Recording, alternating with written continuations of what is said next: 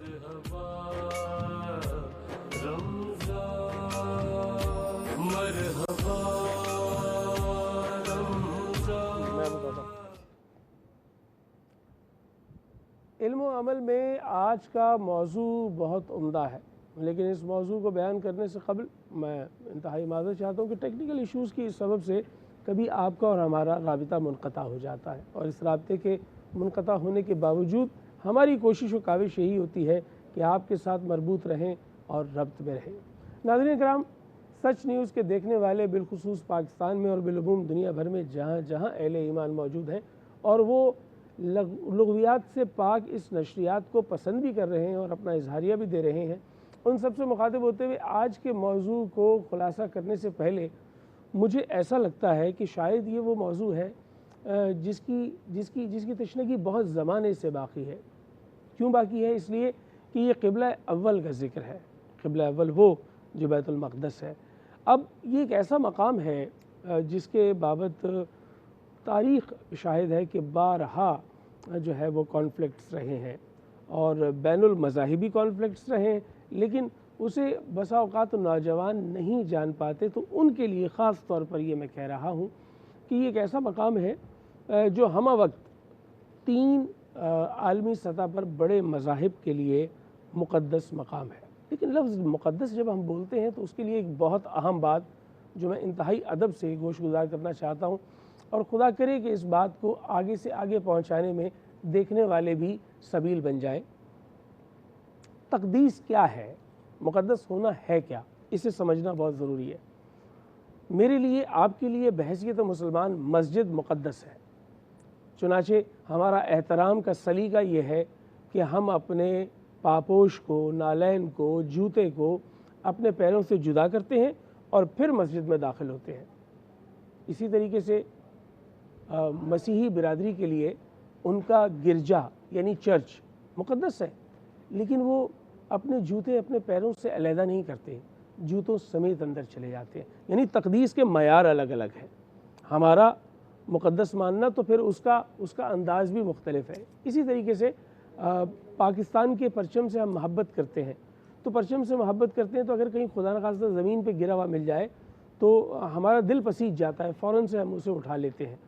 यानी हम समझते हैं कि ये एक मुक़द्दस उन्वान है कि कहीं ज़मीन पे गिरा होगा तो इसकी तौहीन हो जाएगी। जबकि यूरोप के बेशतर ममालिक जो है वो अपने उस परचम से मोहब्बत का इजहारिया इस तरह देते हैं कि वो उसका जो है वो अपना लिबास बनवा लेते हैं। तो याद रहे कि तक़दीस के अपने अपने मयार हैं। यहाँ पर एक ही वक्त में एक ही मकाम तीन मुख्तलिफ़ मज़ाहिब के लिए जो है वो मुक़द्दस माना जा रहा है, लेकिन वहाँ पर अगर इंसानियत सोज़ उन्वान होता है तो उस पर तवज्जो देनी चाहिए। ये एक अदारा है UNO, जहाँ पर कोई 150 से ज़ायद ममालिक जो है वो ऑफिशियली रजिस्टर्ड हैं, उनके मंदूबीन मौजूद हैं। वहाँ पर इंटरनेशनली किसी भी कौमियत, किसी भी ज़बान या किसी भी मज़हब से ताल्लुक़ रखने वाले लोगों के साथ होने वाली ज़्यादती पर यकीनी तौर पर चार्टर ऑफ UNO जो है वो आवाज़ उठाता है।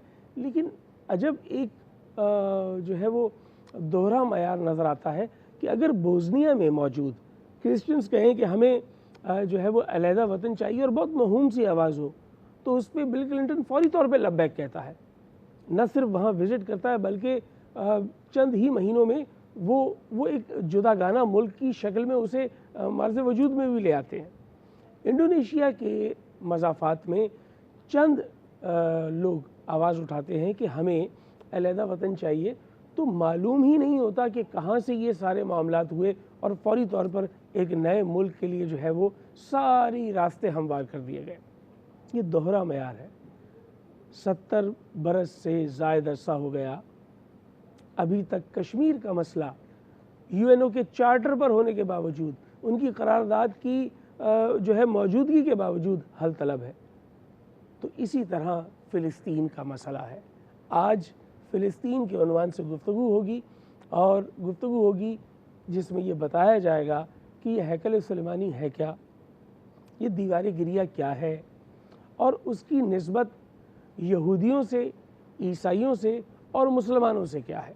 और क़िबला अव्वल हमारे लिए इसलिए भी बहुत अहम है कि हमारे आका व मौला हज़रत मोहम्मद मुस्तफ़ा सल्लल्लाहु अलैहि वसल्लम ने अपनी हयात मुबारक का कुछ हिस्सा क़िबला अव्वल को अपनी इमामत में मुक़्तदी तमाम सहाबा कराम और अहले बैत के साथ सजदा रेज़ हुए हैं। चुनाचे क़िबला अव्वल की वो अहमियत बिलाशुबा अपनी जगह मौजूद है। हर चंद के मस्जिद क़िबलतैन एक निशान के तौर पर मौजूद है जहाँ पर क़िबले की तब्दीली का हुक्म नाजिल हुआ।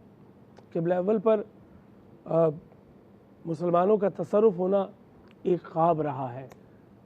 खलीफा सानी के दौर में इस ख्वाब को कुछ शर्मिंदा ताबीर होते हुए देखा भी गया, लेकिन फिर उसके बाद दोबारा हवादिस ज़माना की नज़र हुआ। ये सब कुछ आज हम इस मौजू पर गुफ्तगू करेंगे और ख़ास तौर पर इस मौजू पर गुफ्तगू करने का सबब वो ख़िराज है जो हम आयतुल्लाह ख़ुमैनी को पेश करेंगे, जिन्होंने ईरान से 1989 में उठने वाली वो आवाज़, तवाना आवाज़ जो इनकलाब की आवाज़ थी, उस आवाज़ के मातहत आइंदा आने वाला जो जुमा है, जो आखिरी जुमा होता है, जुमतुल विदा होता है रमज़ान का, उसको हर साल खुसूसी तौर पर जो है वो यौमुल क़ुद्स के तौर पर मनाने के लिए तरतीब बनाई, जो साल से चली आ रही है। और सबसे बड़ी बात यह है कि ये दिन दरअसल यौमुल क़ुद्स नहीं होता, मेरी निगाह में तो ये इत्तेहाद बैनुल मुस्लिमीन का मज़हर यौम है कि जहाँ पर तमाम मकातब फ़िक्र इस एक नुक्ते पर इकट्ठे होते हैं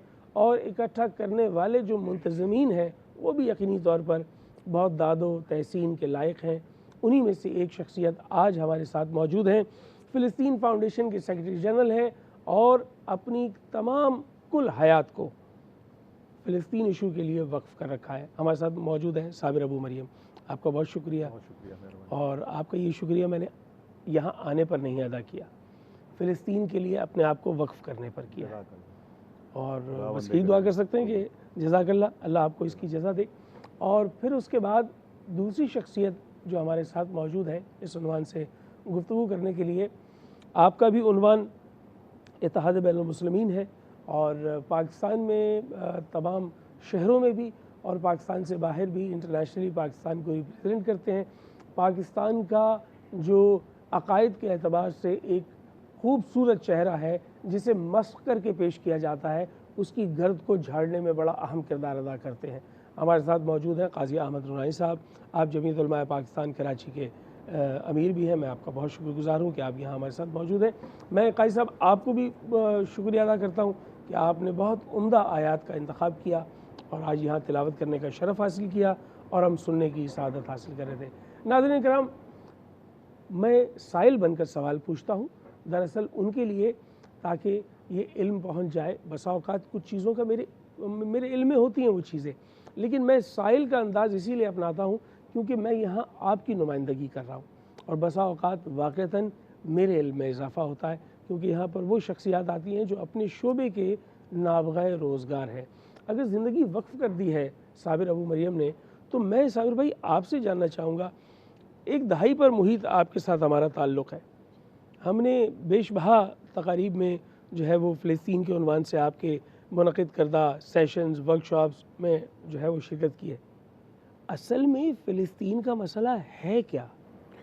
बिस्मिल्लाहिर्रहमानिर्रहीम। बहुत बहुत शुक्रिया आगा शिराज़ी साहब। बहुत अच्छा सवाल है कि असल में मसला फ़लस्तीन है क्या। इसमें सादा अल्फाज में अगर बयान किया जाए, जो आजकल की दुनिया में बात हो रही है, जो मौजूदा सूरत हाल के अंदर बात होती है, या आलमी फ़ोरम्स पर जिस तरह आप अक़वाम मुत्तहिदा के किरदार पर बात कर रहे थे, तो अक्सर व बेशतर कहा जाता है कि फ़लस्तीन के अंदर अमन कायम करना चाहिए। यानी मैं इससे बढ़कर एक तालिब इल्माना गुफ्तगू ये करता हूँ कि मसला फ़लस्तीन को समझने के लिए जो बुनियादी गलती की जाती है वो ये है कि यहाँ पर पीस की बात की जा रही है, जबकि ये मसला जस्टिस से रिलेटेड है। देखें फ़लस्तीन का मसला हुआ क्या है। एक सरज़मीन है फ़लस्तीन जहाँ पर 3 इलाही जो अदियान हैं, ज्यूज़, क्रिश्चियन और मुस्लिम, और इस तरह कुछ और माइनॉरिटीज़ के लोग ज़िंदगी बसर कर रहे थे, और अचानक से वहाँ पर एक पूरी साजिश के तहत एक तसलसल के साथ लाकर कुछ सहूनियों को, कुछ यहूदियों को वहाँ पर बसाया गया। और फिर देखते ही देखते 1948 में एक रियासत दूसरी रियासत के ऊपर वजूद में आ गई। तो यहाँ से उस मसले की बुनियाद शुरू होती है कि जब आप किसी के घर में आए और वहाँ आकर आपने उस घर के बाशिंदों को घर से निकाल दिया और उसके घर पे कब्ज़ा कर लिया, और आज आप कहते हैं कि वो घर आपका है। उसके लिए आप तारीख़ के वो हवाले देते हैं कि जिसकी कोई बुनियाद ही नहीं है, जिसकी कोई तारीख़ के 2000 सालों में कोई दलील ही नहीं बनती है कि अगर आप यहूदी थे और आप फ़लस्तीन को छोड़कर चले गए थे तो आपको किसी ने जबरी तौर पर वहाँ से नहीं निकाला था। आप अपनी खुशी से, आपने हज़रत मूसा अलैहिस्सलाम के साथ क्या किया ये तारीख़ बयान करती है, तौरात में, कुरान में सारी चीज़ें खुली हुई हैं। और अब आप ये क्लेम करते हैं कि आपके साथ जर्मनी में या इटली में या कहीं पर यूरोप में जुल्म हुआ, जो कि एक अफसाना है बिलाखिर, उसको बुनियाद बनाकर आप फ़लस्तीन पर काबिज़ हो जाएं और फ़लस्तीन की सरज़मीन को हथिया कर वहाँ पर एक इसराइल नाम की गासिब रियासत कायम करें, तो यहाँ से जस्टिस जो है वो पामाल हो जाता है। ठीक, बहुत उम्दा आपने बात कही कि अमन का मसला नहीं है, ये इंसाफ का मसला है, यानी बुनियादी मसला ये है। ताहिर साहब, मैं आपसे जानना चाहूँगा कि मसला फ़लस्तीन जो है वो हनूज़ हल तलब है, यानी आवाज़ भी उठाई जाती है। पाकिस्तान का भी इसमें एक बड़ा कलीदी किरदार है कि इससे बड़ा और क्या किरदार होगा कि हमने अपनी सबसे बड़ी शनाख्ती अलामत यानी पासपोर्ट पर लिख छोड़ा है कि हम अपनी नफ़रत का, बेजारी का और एहतजाज का एक अंदाज़ अपनाते हुए इसराइल के लिए अपने पासपोर्ट को करामत करार नहीं देते। ये एक बहुत बड़ी एक सिंबॉलिक चीज़ है। लेकिन पाकिस्तान का ये किरदार अपनी जगह, काजी अहमद नूरानी का फ़िलिस्तीन के मसले में एक कल्बी लगाव अपनी जगह। हम आपको अक्सर जो है वो साबिर अबू मरियम के हमरा और दीगर फोरम्स पे देखते हैं कि आप फ़िलिस्तीन के लिए आवाज़ बुलंद करते हैं। साबिर भाई का काम अपनी जगह, मेरा और हम सब लोगों का जो एक जज्बाती वाबस्तगी है वो अपनी जगह। लेकिन अरब ममालिक तो यके बाद दीगर इसराइल को तस्लीम करने की जानिब इतनी तेज़ी से जा रहे हैं, गोया मालूम हो रहा है कि आखिर में शायद पाकिस्तान और ईरान ही रह जाएगा जिसने तस्लीम नहीं किया होगा। तो ये किस तरफ जा रही है उम्मा? बहुत बहुत शुक्रिया कि आज जुम्मतुल विदा की निस्बत से आपने क़िबले अव्वल की आज़ादी और मसले फ़लस्तीन के हवाले से अपने मौक़र इदारे के ज़रिए ये प्रोग्राम मुनक़िद किया। असल में चंद अरब रियासतों के रवैये से हमें ना तो मायूस होना है और न ये समझना है कि मसला फ़लस्तीन को उलझाकर वो पस पुश डाल देंगे।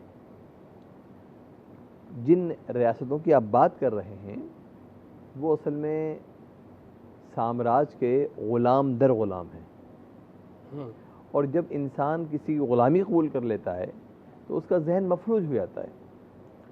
उन रियासतों के हाकिमों का मसला ये है कि वो एक मुआहदे के तहत हाकिम बनाए गए, मुस्लिम रियासत को तकसीम करके उनके हवाले कर दिया गया, हिस्से बखरे कर दिए गए, और फिर उनसे ये वादा ले लिया गया कि वो कभी भी आलमी साम्राज्य के सामने खड़े नहीं होंगे।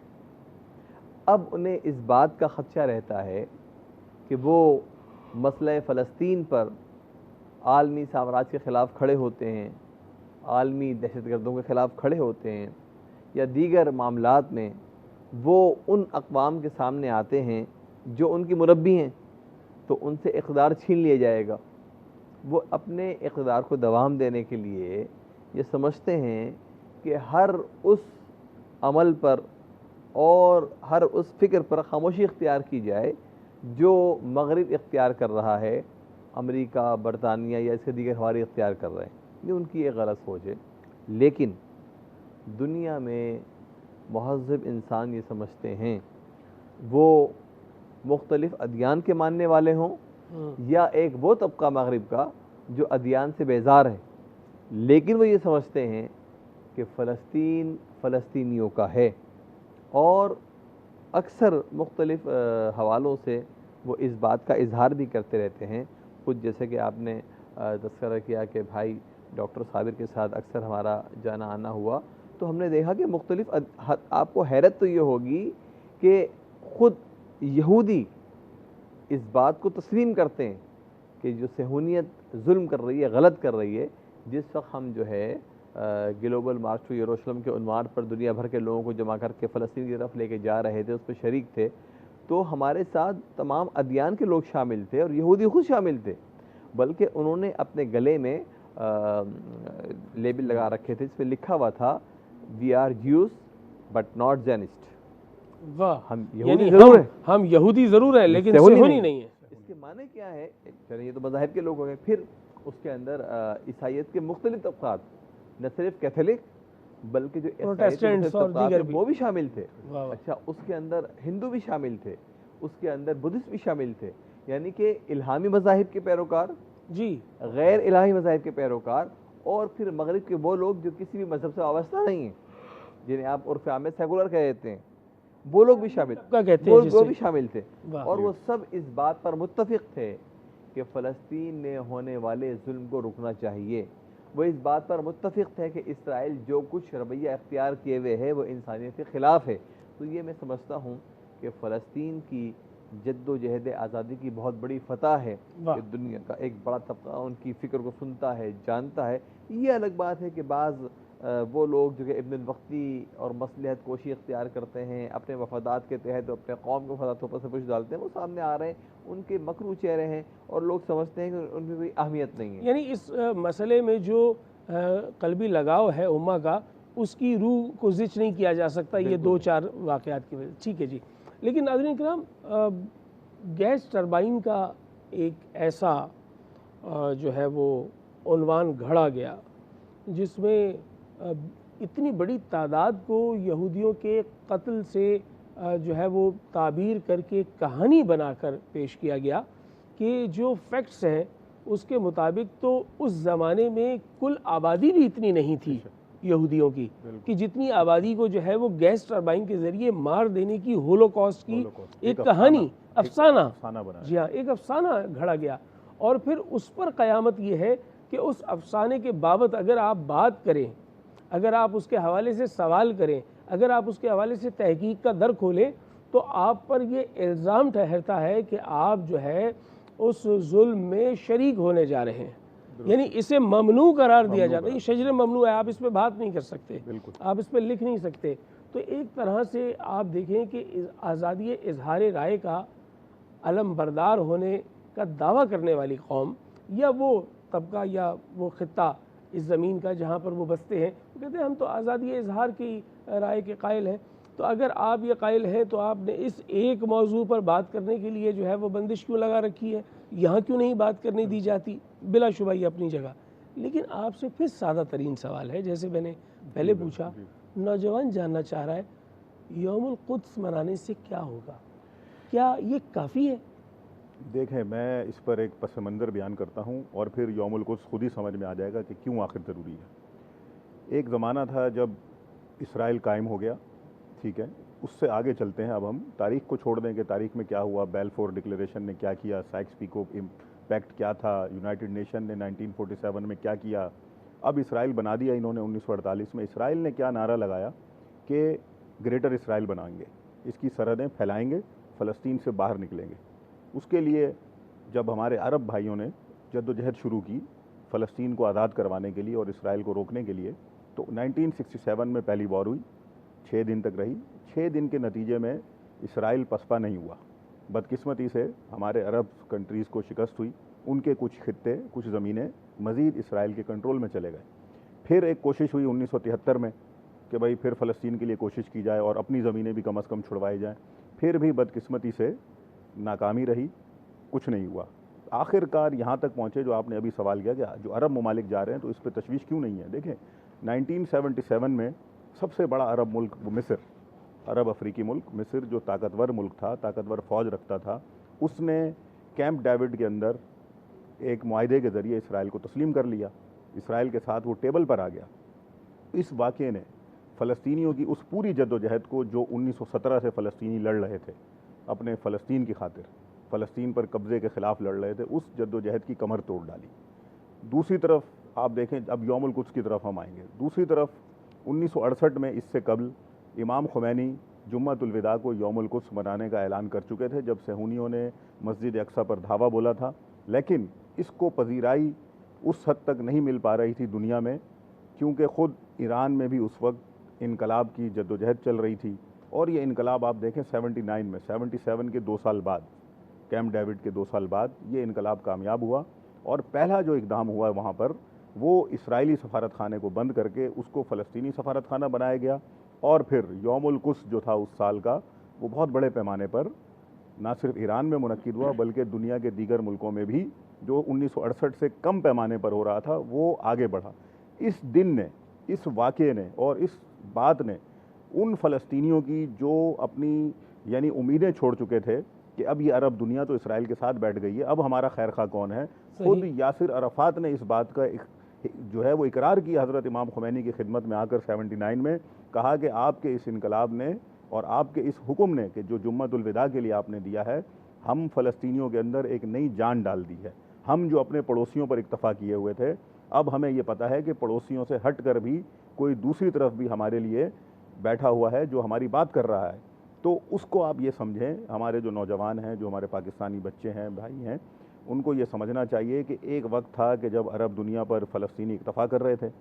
अब एक वक्त आया 79 में कि अब उनकी टूटी हुई उम्मीदें फिर से खड़ी हो गई। और फिर ये यौमुल कुद्स ना सिर्फ किसी एक मज़हब और वो मसलक के लिए रहा, बल्कि उसके बाद पूरी दुनिया में बिला तफरीक व रंग व नस्ल, बिला तफरीक व मज़हब व मसलक, पूरी दुनिया में शद्दो मत के साथ आज आप देखें, यहूदी भी अमेरिका में, जिनकी अभी बात कर रहे थे काजी नूरानी साहब, जो एंटी ज़ायनिस्ट हैं, वो भी जुम्मतुल विदा को यौमुल कुद्स मनाते हैं।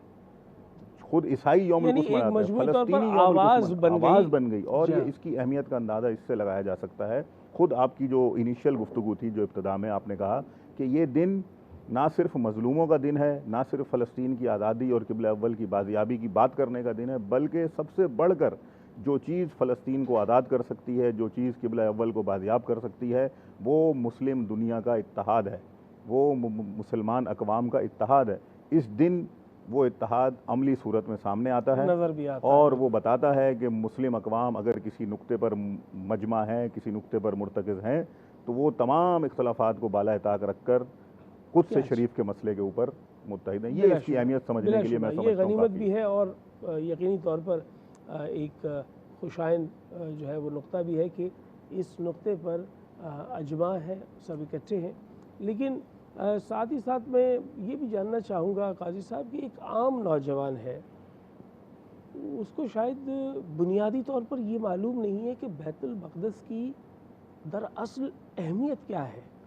यानी उसके मज़हब हक़्क़ा के नज़दीक आम मुसलमान होने की हैसियत से उसका उसके साथ रब्त और ताल्लुक़ है क्या, तो ज़रा इस पर रोशनी डाल दीजिए ताकि उसे मालूम हो कि बैतुल मक़दस क्या है। कुरान मजीद फुरक़ान हमीद में सूरतुल आराफ में, सूरतुल बक़रा में और दीगर मकामात पे अर्ज़ फ़लस्तीन का और इस बनी इसराइल का, बैतुल मक़दस का, उसके अतराफ़ का बड़ी वज़ाहत से ज़िक्र आया। पहले तो आपके तवस्सुत से अपनी कौम के लिए और जहाँ जहाँ नशियात सुनी जा रही है, बिलख़ुसूस नौजवानों के लिए, कुरान मजीद फुरक़ान हमीद में अल्लाह तबारक व तआला ने बैतुल मक़दस पर कब्ज़ा करके और वहाँ क़त्ल व गारतगरी करने वालों की बर्बादी पर मोहर सख्त फरमा दी। इंसान यह न सोचें कि आज अगर कुछ लोगों ने कुछ ज़राए से क़ुव्वत हासिल कर ली, असला जमा कर लिया, तो दुनिया पे काबिज़ होंगे। हरगिज़ ऐसा नहीं होगा, इसलिए कि अल्लाह तबारक व तआला का फरमान सच है और अल्लाह रब्बुल इज़्ज़त ने जो फ़ैसला फरमा दिया वही होना है। कुरान मजीद में इरशाद हुआ, दुरिबत अलैहिमुज़्ज़िल्ला ऐनमा सुक़िफ़ू इल्ला बिहब्लिम मिनन्नास व हब्लिम इल्ला बिहब्लिम मिनल्लाह व हब्लिम मिनन्नास, कि उन पर ज़िल्लत मुसल्लत कर दी गई, वो जहाँ भी जाएंगे सिवाय इसके कभी अल्लाह की मदद और कभी लोगों की मदद से वो कुछ सहारा पकड़ लें। सबसे पहले तो ये कि हज़रत मूसा अलैहिस्सलाम ने इस कौम से खराज वसूल किया, इन्हें रुसवाई हुई। फिर तारीख़ आगे बढ़ती चली गई, कशदानियों ने इनको पीछे धकेला, कलदानियों ने पीछे धकेला, इनको यूनानियों ने पीछे धकेला, फिर बाबलियों ने पीछे धकेला। दुनिया की हर कौम ने अगर बुरा समझा तो उस कौम को कि जो आज क़िबला अव्वल पर जाबिराना कब्ज़ा किए हुए है, गासिबाना कब्ज़ा किए हुए, एक तारीख़ है। ज़ाहिर है कोई तो ऐसी खराबियाँ होंगी, एक कौम बुरा मानती, दूसरी कौम लड़ती, फिर मौजूदा नसरानियों ने जो इनके साथ सलूक किया वो सबके सामने है। अब ये उस सलूक से बचने के लिए तरह तरह के हीले और बहाने तलाश करते हैं। अच्छा, ये तो एक बात हो गई कि इस कौम की हैसियत क्या है। इस कौम के जुल्म और सितम को मज़ीद अगर जानना है तो आप उनकी मजहबी किताब तालमुद का जायज़ा लें तो आपको हैरत होगी। वो ये कहते हैं कि हम दुनिया पर हुक्मरानी के लिए पैदा हुए हैं और इस हुक्मरानी की तकमील के लिए हर वो काम हमारे लिए रवा है, बेहतर है, जायज़ है, जिससे हमें दबाम मिले। एक और मकाम पे तालमुद में वो लिखते हैं कि दुनिया की दीगर अक़वाम और दीगर इंसानों की मिसाल जो हमसे वाबस्ता नहीं हैं, कीड़े मकोड़ों की तरह हैं। यानी उनका फ़लसफ़ा यह है कि इंसान जब जाता है तो कीड़े मकोड़े अगर कदमों तले रौंद दिए जाए तो कोई हर्ज नहीं है। इस तरह अगर वो ग्रेटर इसराइल के लिए दुनिया के हज़ारों और लाखों अफराद को तबाह और बर्बाद कर देते कोई हर्ज नहीं है। ये उनकी सोच है, ये एक जालिमाना सोच है। पिछला पस मंज़र आपके सामने बयान किया, जिसकी वजह से कुरान ने फैसला कर दिया कि हमेशा रुस्वा होंगे, टुकड़ों में तकसीम होंगे, बढ़ जाएंगे, इनकी जमीयत मुंतशिर होगी। और उनकी सोच जिस बुनियाद पर वो इंतहाई जुल्म ढाते हैं लोगों पे और आज भी ढा रहे हैं। अच्छा, अब जो आपके सवाल का एक और हिस्सा है कि बैतुल मक़दस की अहमियत क्या है।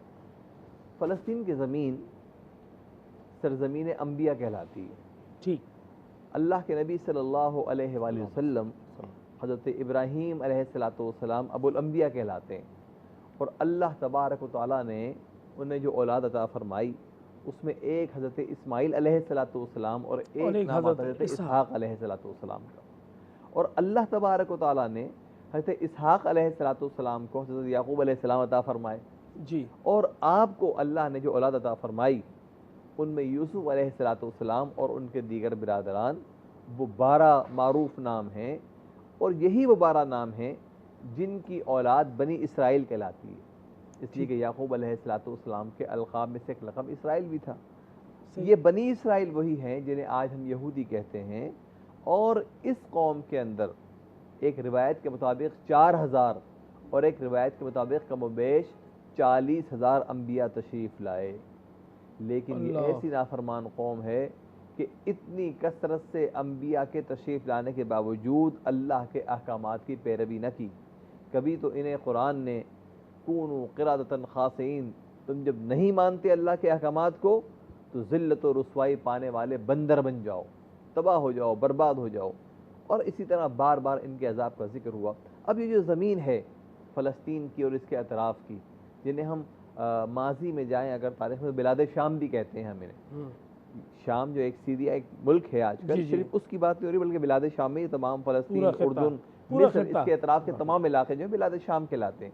इस ज़मीन में अंबिया अलैहिस्सलाम की बेशुमार निशानियाँ मौजूद हैं और उन निशानियों में हज़रत सुलेमान अलैहिस्सलाम की निशानियाँ भी मौजूद हैं।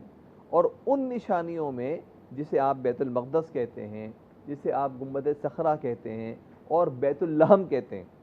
बैतुल लहम का एक मुस्तनद हवाला तो ये है कि उसे ईसा अलैहिस्सलाम के जाए पैदाइश के तौर पर माना गया।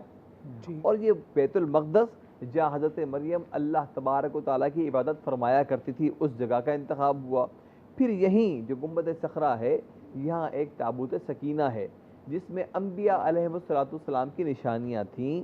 उस ताबूत सकीना में जनाब हज़रत मूसा अलैहिस्सलाम की असा और दीगर अंबिया की निशानियाँ मौजूद थीं। और फिर जब इस कौम ने उस ताबूत सकीना को वो मकाम नहीं दिया जो मकाम मिलना चाहिए था, तो वो ताबूत सकीना कहीं गायब हो गया। कुछ इनके ऊपर जो हमले हुए, जैसे कि मैंने पिछले सवाल के जवाब में आपके अर्ज़ किया कि मुख्तलिफ़ कौमों ने इन पर हमले किए, तो एक हमले में इनकी बहुत ज़्यादा शिकस्त हुई और ताबूत सकीना भी कहीं चला गया। उसके बाद से ताबूत सकीना मौजूद नहीं है। तो उस ताबूत सकीना की कदर व क़ीमत और अंबिया अलैहिस्सलाम से उसकी निस्बत की वजह से वो गुंबद सखरा की अहमियत है। अच्छा, हज़रत ईसा अलैहिस्सलाम के जाए पैदाइश होने की वजह से और हज़रत मरियम के उस हवाले की वजह से बैतुल लहम की अहमियत है। फिर ये जो जगह है जिसे मस्जिद अक़सा कहते हैं, यहाँ भी अंबिया अलैहिस्सलाम की बेशुमार निशानियाँ मौजूद रहीं और हज़रत सुलेमान अलैहिस्सलाम के बाद ये मस्जिद तामीर की गई। और फिर सबसे बड़ा इसका हवाला वो बना जब अल्लाह के नबी हज़रत मोहम्मद मुस्तफ़ा सल्लल्लाहु अलैहि वसल्लम शब मेराज इसी मकाम पर अंबिया की इमामत फरमाकर आसमानों की बुलंदी पर रवाना हुए, जिसका जिक्र कुरान करता है कि सुब्हानल्लज़ी असरा बिअब्दिही लैलन मिनल मस्जिदिल हराम इलल मस्जिदिल अक़सा अल्लज़ी बारकना हौलहु लिनुरियहु मिन आयातिना इन्नहु हुवस समीउल बसीर। तो इस तरह इस जगह की तक़दीस के बेशुमार हवाले हैं और वो तमाम आसमानी अदियान के अंदर मौजूद हैं। सिर्फ ये नहीं कि कुरान मजीद में, ये हवाले तौरात में भी हैं, ज़बूर में भी हैं, इंजील में भी हैं, ये मौजूद हैं। क्या उम्दा बात है।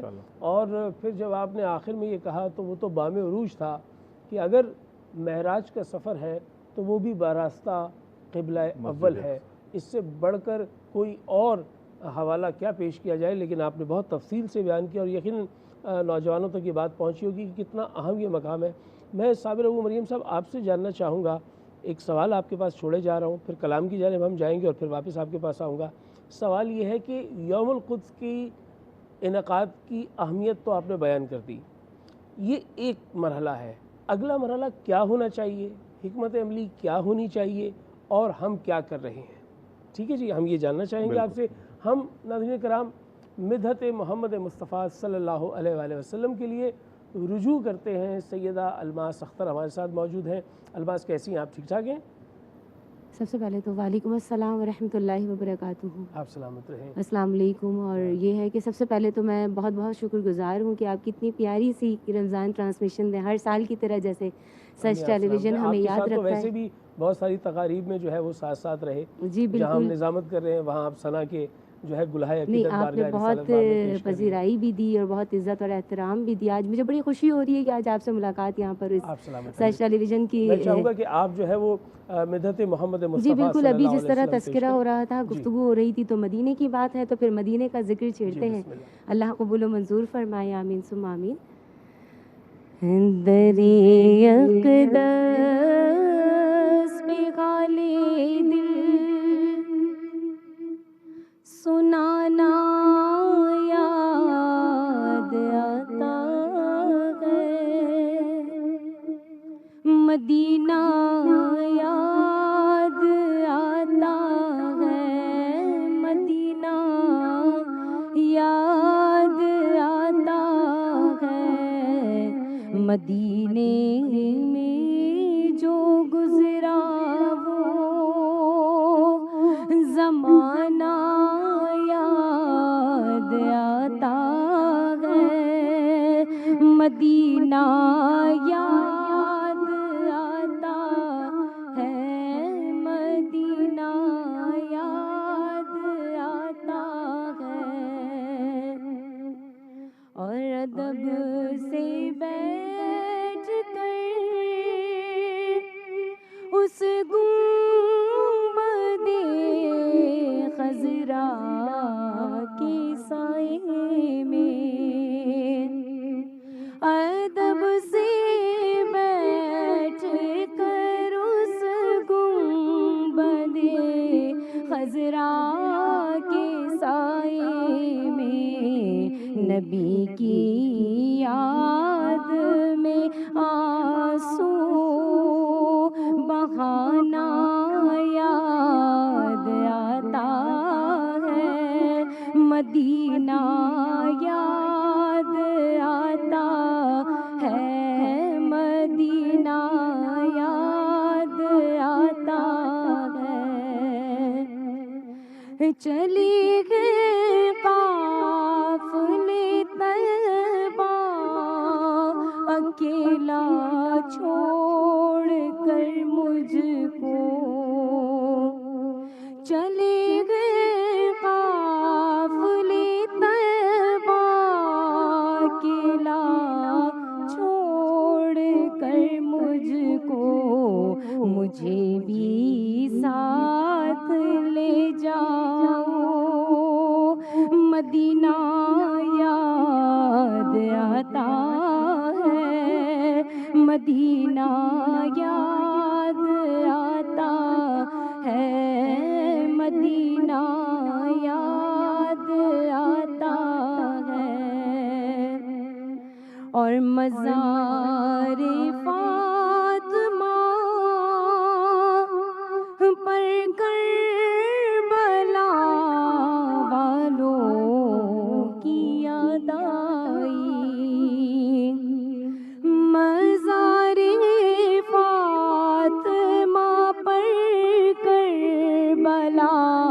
वालों की याद आई, मदीने वाले आका का घराना याद आता है, मदीना याद आता है, मदीना याद आता है, मदीना। सलामत रहिए सैयदा अलमास अख्तर, आप हमारे साथ थी, बहुत शुक्रिया।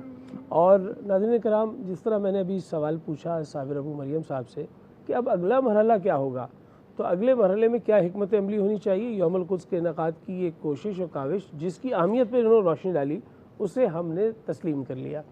इसी गुफ्तगू को हम आगे बढ़ाएंगे, आपसे ये जवाब चाहेंगे, लेकिन अभी हमें जो है इस गुफ्तगू में शरीक हुए हैं इंतहाई मोतबर नाम इस उन्वान से कि उनसे बात की जाए और वो मोती जो इल्मी मोती हैं उनसे इकट्ठे किए जाए। दामन मैं फैलाऊँगा, आपकी नुमाइंदगी करते हुए हमारे साथ डॉक्टर जाहिद अली जाहिदी साहब मौजूद हैं।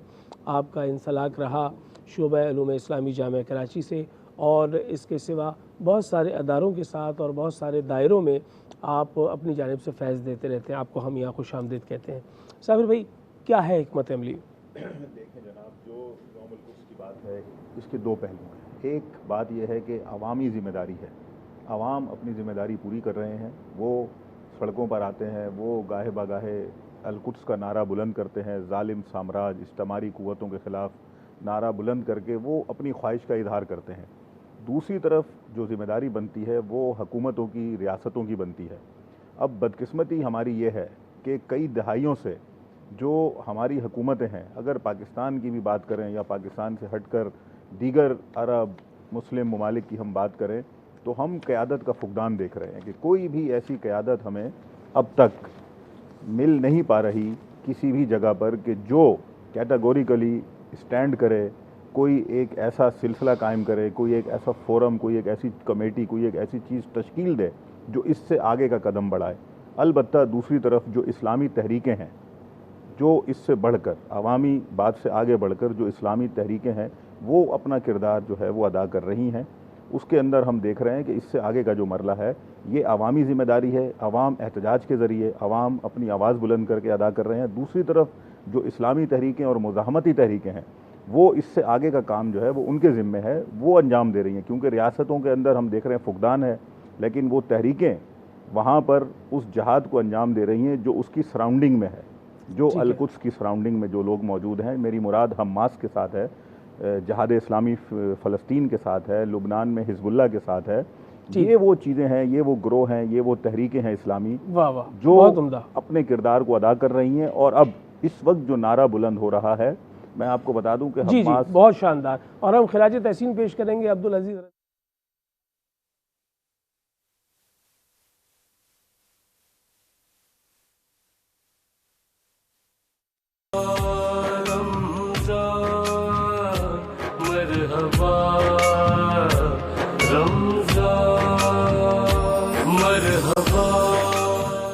मरहबा सहर में मरहबा नाजरीन, मैं आपका मेज़बान आगा शिराजी, और आज गुफ्तगू हो रही है क़िबला अव्वल के उन्वान से, जहाँ पर उलमाए कराम भी मौजूद हैं जो ये बता रहे हैं कि क्या अहमियत है दीन मुबीन में और क्या शौअल्लाह वहाँ पर वाज़े हुए हैं। तो ये सबब है कि हमें उसकी जानिब तवज्जो मबज़ूल रखनी चाहिए। दूसरी जानिब हमारे साथ साबिर अबू मरियम मौजूद हैं जो ये बता रहे हैं कि फ़िलिस्तीन की आज़ादी के लिए जो कोशिश व काविश है वो किस नहज तक पहुँच चुकी है और अगली हिकमत अमली क्या होनी चाहिए। साथ ही साथ डॉक्टर जाहिद अली जाहिदी साहब ने अभी हमें ज्वाइन किया है, हम आपसे भी जानना चाहेंगे। लेकिन उससे कबल धुआं उठ रहा है, और कहीं आग लगने से पहले उठता है ऐसा धुआं, लेकिन ये कुछ पकने से पहले उठता है ऐसा धुआं। हमारे किचन से हमारी शेफ़ सबीन यहाँ मौजूद है। अस्सलाम वालेकुम जी। वालेकुम अस्सलाम। कैसी हैं आप? ठीक ठाक हैं? बिल्कुल ठीक हूँ। मुझे ऐसा लग रहा है, अपना मेरा तुक्का है, अंदाज़ा है कि ये कोई कोफ्ते टाइप की चीज़ है या फिर ये पराठे टाइप की चीज़ है। ये क्या हो रहा है? नहीं, ये अंडे आलू का सालन है। अंडे आलू का सालन। अच्छा, सब घरों में पकता है। अंडे बॉईल कर लें, ठीक है।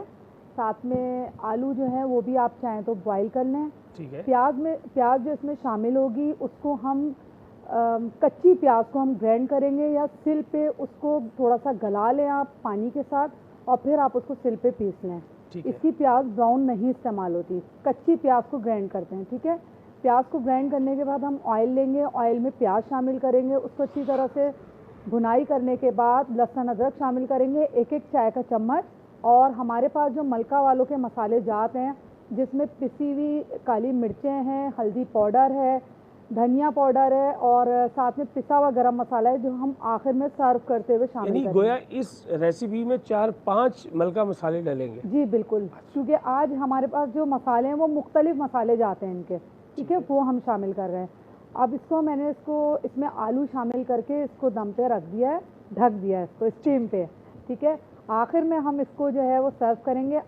अंडे जो थे वो क्योंकि थोड़ा सा टाइम होता है, 5-10 मिनट चाहिए होते हैं, वो पहले से मैंने इसको बॉयल करके यहाँ पे रख दिए हैं। ठीक है। ठीक है, साथ में हम उसके टैंग जो है वो प्रेजेंट करेंगे अपने दस्तरखान पे।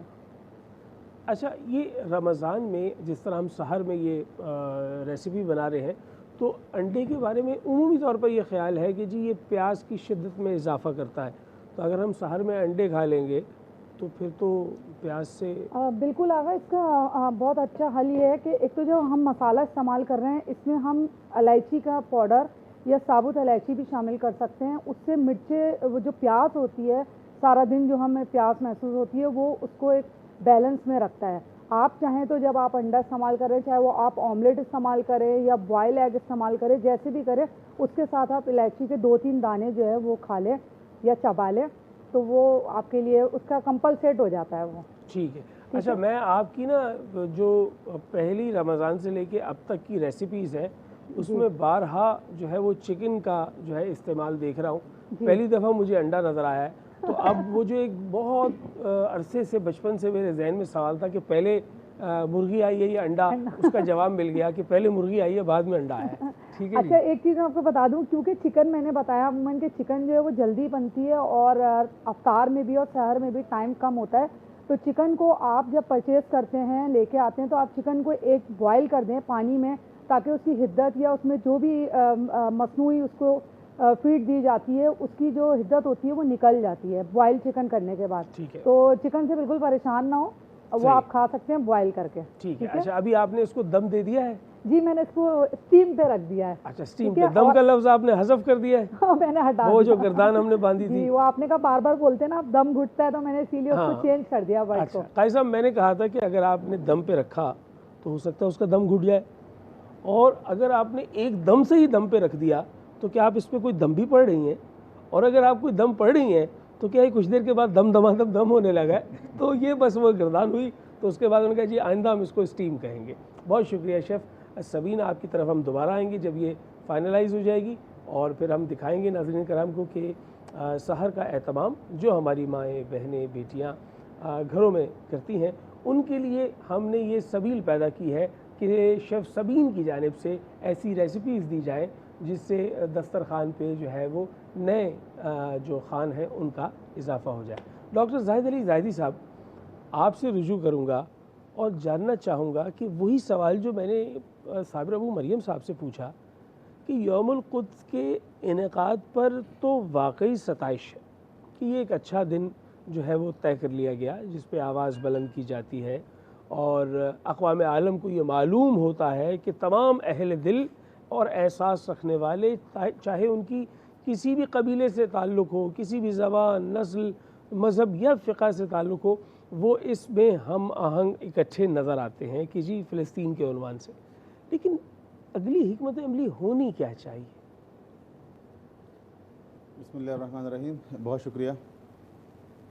देखिए, असल में यौमुल क़ुद्स का इनेक़ाद जो है वो ईरान में जब इस्लामी इनक़लाब आया तो उसके फ़ौरन बाद इमाम ख़ुमैनी रिज़वानुल्लाह अलैह ने हुक्म दिया कि जुम्अतुल वदा को यौमुल क़ुद्स बनाया जाए जी। और उसके बाद से ये सिलसिला शुरू हुआ ईरान, फिर ईरान से बाहर पूरी दुनिया में आहिस्ता आहिस्ता, अब यूरोप, अमेरिका, ऑस्ट्रेलिया, कनाडा, हर जगह ही यौमुल क़ुद्स का ये मुजाहरे होते हैं और रैली होती है और जलसे होते हैं, तकरीरें होती हैं। तो असल में इसका सबब क्या बना? अगर आप फ़लस्तीनियों की तारीख़ देखें तो इसराइल के वजूद में आने के बाद शुरू में तो मुसलमानों में काफ़ी जोश और जज्बा था और उनका ख्याल था कि हम इस सरज़मीन को वापस ले सकते हैं, लेकिन ख़ास तौर पर ये जो अरब इसराइल वॉर जिसको कहते हैं 1967 की जो 6 रोज़ा जंग थी, तो उस जंग के बाद जो है वो मोरल बहुत डाउन हुआ मुस्लिम वर्ल्ड का, और ये तासुर गया कि जैसे इसराइल जो है वो नाकाबिल शिकस्त है। कभी तो मैं सोचता हूँ कि शायद ये तासुर पैदा किया गया जानबूझकर कि 4 ममालिक जो हैं वो मुकाबला नहीं कर सके इसराइल का, जबकि वो ममालिक इतने बुरे भी नहीं थे ताकत और क़ुव्वत के अतबार से, लेकिन एक मैसेज गया कि इसराइल जो है वो नाकाबिल तस्खीर है, नाकाबिल शिकस्त है। तो उसके बाद से आप देखें तो ये मुज़ाकरात और इस किस्म की चीज़ें शुरू हो गई और तहरीक जो है वो दम तोड़ने लगी। यहाँ तक कि एक और क़ुव्वत जो फ़लस्तीनियों के दरमियान भी उनके कुछ लोग हैं और मुस्लिम वर्ल्ड में भी हैं, वो सौदेबाजी पे उतर आए, डायलॉग, गुफ्तगू ऐसे। तो वो जो फ़लस्तीन का असल इशू था वो बैक बर्नर पे चला गया। तो उस वक्त ज़रूरी था कि उसको दोबारा लाइमलाइट में लाया जाए और मुस्लिम वर्ल्ड के अंदर एक अवेयरनेस पैदा किया जाए, एक शऊर पैदा किया जाए कि ये इस्लाम का मसला है, क्योंकि अरब इसराइल कॉन्फ्लिक्ट नहीं है, ये आलम इस्लाम का इशू है। ठीक है, ये क़िबला अव्वल, अब क़िबला अव्वल कह लें वो या क़िबला सानी कह लें उसको, क्योंकि असल में तो खाना काबा ही क़िबला अव्वल है, फिर कुछ अरसे के लिए बैतुल मक़दस क़िबला बन गया और फिर दोबारा खाना काबा की तरफ ही आ गए। तो लेकिन हुर्फ़ आम में हम खाना काबा और मस्जिद नबी के बाद मुक़द्दस तरीन एक जगह है। तारीख़ी एतबार से आप बिल्कुल दुरुस्त फरमा रहे हैं कि अव्वलन तो ये है, फिर वो कुछ अरसे के लिए रहा और फिर दोबारा। जी, काजी साहब की बात मैं सुन रहा था कि उसकी अहमियत क्या है। उसकी अहमियत ऑफ कोर्स मुसलमानों के नज़दीक भी है, यहूदियों के नज़दीक भी है, ईसाइयों के नज़दीक भी, उस जगह की, उस कंपाउंड की अहमियत तीनों के नज़दीक है। तो इसका ताल्लुक़ जो है वो मुसलमानों के मुक़द्दसात से है, इसका ताल्लुक़ अरब इसराइल से नहीं है। तो इस अवेयरनेस की वजह से, इस अवेयरनेस को पैदा करने के लिए ये यौमुल क़ुद्स का सिलसिला है। बदकिस्मती से अब तक जो है आप देखें कि वो अवेयरनेस नज़र आ नहीं रही आलम इस्लाम के अंदर। अगले मरहले पे तो आप जब जाएंगे ना, जब पहले मरहले पर कामयाब। अच्छा, आप समझते हैं कि वो शऊर के उजागर होने में अभी कोई जो है वो मंजिल बाकी है, उस अंदाज से शऊर उजागर नहीं हो सका, नहीं हुआ अब तक आप देखें ना कि फ़लस्तीन के हवाले से उम्मत मुस्लिमा ने अवामी सतह पर तो ठीक है, बहुत एहसास है, जज्बात हैं, सब कुछ है, लेकिन वो जो मुसलमानों के 56 ममालिक 57 ममालिक हैं, उनके हुक्मरानों का क्या रोल है इस हवाले से? फ़लस्तीनियों के लिए उनकी कितनी हमदर्दी है? इसराइल की तरफ देखें तो पूरा आपको यूरोप, अमेरिका, ऑस्ट्रेलिया, कनाडा, फलां सब नज़र आते हैं उनकी हमायत में, लेकिन क्या मुस्लिम वर्ल्ड इसी एंथुसिज्म के साथ फ़लस्तीनियों के साथ खड़े हैं? फ़लस्तीनियों के अंदर भी आप देखें तो एक धड़ेबंदी सी हो गई है। हमास को जब इलेक्शन में कामयाबी मिली और उन्होंने अपनी गवर्नमेंट बना ली तो उनको गिरा दिया गया और उसकी जगह एक दूसरा गिरोह आ गया जो ज़्यादा मुज़ाकरात वगैरह के कायल है। तो सूरत हाल जो है आलमी मंजरनामे में, उसके मुताबिक तो अभी बहुत अवेयरनेस की ज़रूरत है और ख़ास तौर पर मुसलमान हुक्मरानों को बेदार करने की ज़रूरत है ताकि वो अगले मरहले पर जाने की बात करें। डॉक्टर साहब, आपकी गुफ्तगू से मैंने जो अख़ज़ किया, अगर मैं वो बयान करते हुए उसमें कोई शय ऐसी हो जिसकी तसीह आप महसूस करें तो ज़रूर कर दीजिएगा।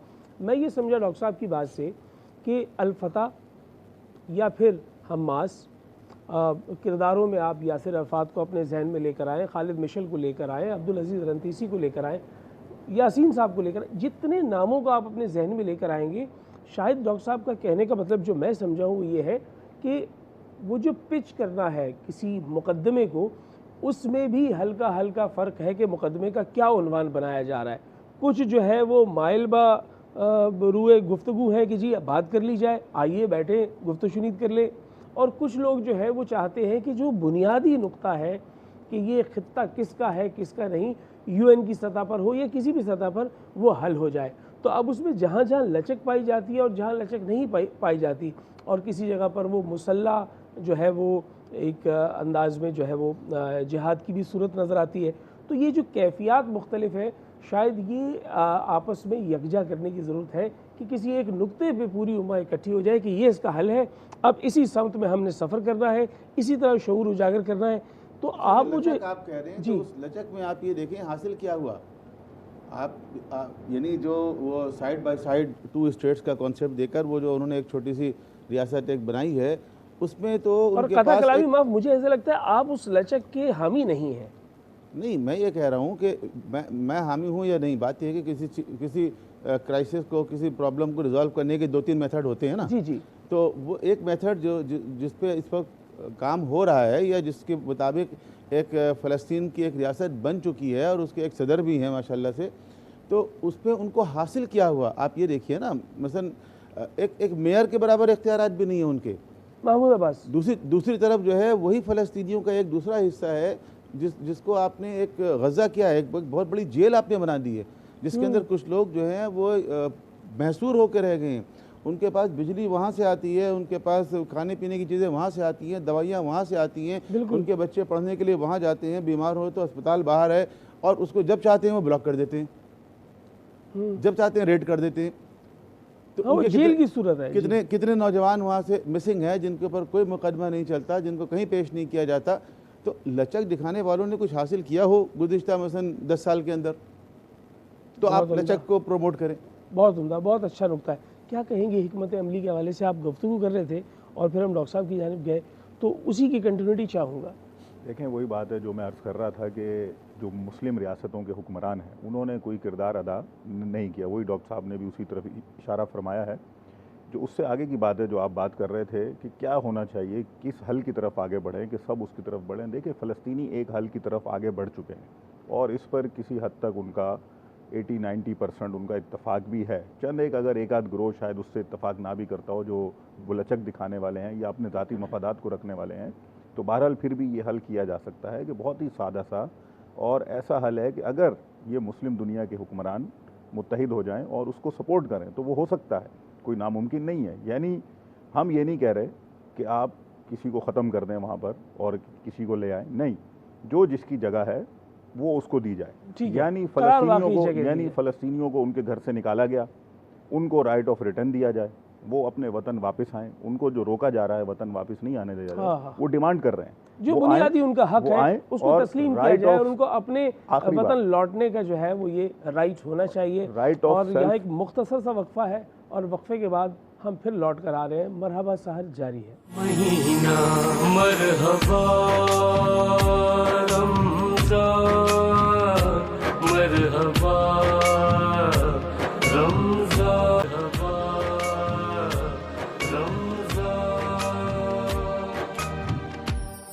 रमज़ान है रहमान की शहर में। मरहबा नाजरीन, और मुकाबला हुस्न-ए-नात कौन बनेगा सच की आवाज़। हमारे साथ मौजूद है मुनसिफ़-ए-नज़ी वक़ार। आज मेहमान मुनसिफ़ के तौर पर वसीम अब्बासी साहब और अज़ीज़ुद्दीन खाकी के हमरा सैयदा अलमास अख्तर हमारे साथ मौजूद हैं और हमारे मेहमान शाहब इक़्तिदार साहब भी मौजूद हैं।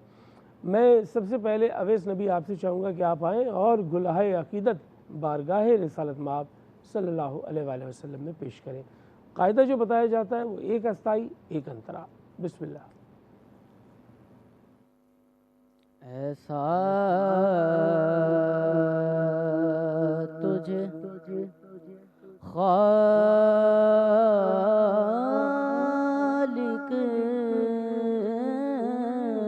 ने तरहदार बनाया,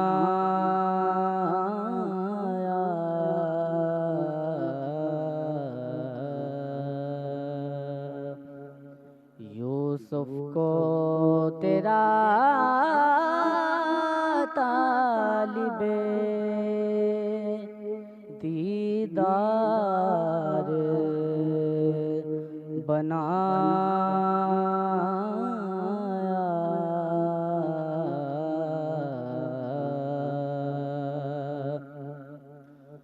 कौनैन बनाए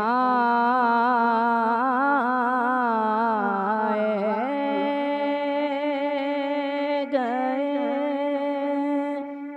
सरकार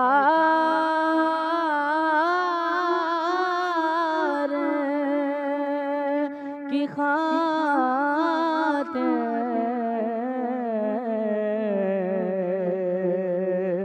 कौनैन बनाए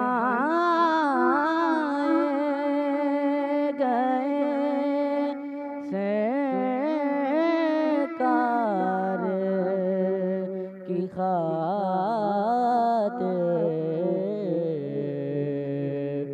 कौनैन की खातिर तुम्हें सरकार बनाया।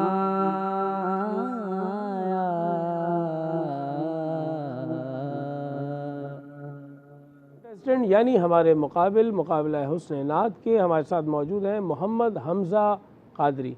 आइए तशरीफ़ लाइए। मैं आपसे जानना चाहूँगा अलमास अख्तर, आपने भी मुकाबलों में हिस्सा लिया?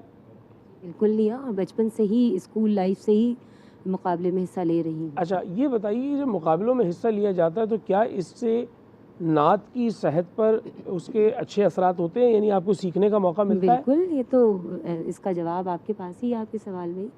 ये तो मुकाबलों से ही तो हम सीखते हैं और यहाँ तक मैं पहुँचते हैं। आपके मुंह से इसलिए चाहता था ताकि मैं लोगों को ये बता सकूं कि जो सना पढ़ना चाहते हैं वो ये वाली फ़्लाइट के बजाय ये वाला रास्ता आगा इख्तियार साहब, करें। यकीन कीजिए, इस कदर की प्रैक्टिस और इस तरह का डर, इस तरह की तैयारी होती थी, उस ज़माने की बात कर रही हूँ। अभी तो खैर मतलब तकरीबन 40-45 साल पहले की बात है। ठीक समझ लीजिए आप, अच्छा, अगर आपको लगता है तो। नहीं, आप सलामत रहिए। जी जी बेटा, बिस्मिल्लाह।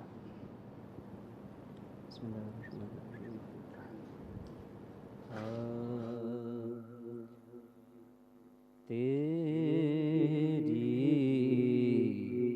निगाह से ज़र्रे भी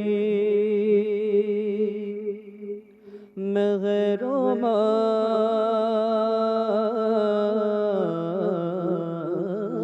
बने गदाए बेसरो सामा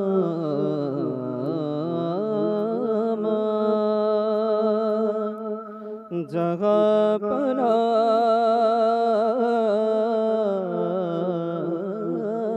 बने तेरी निगाह से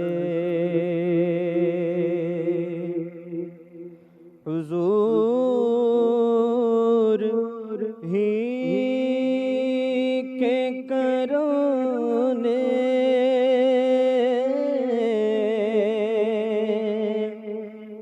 मुझे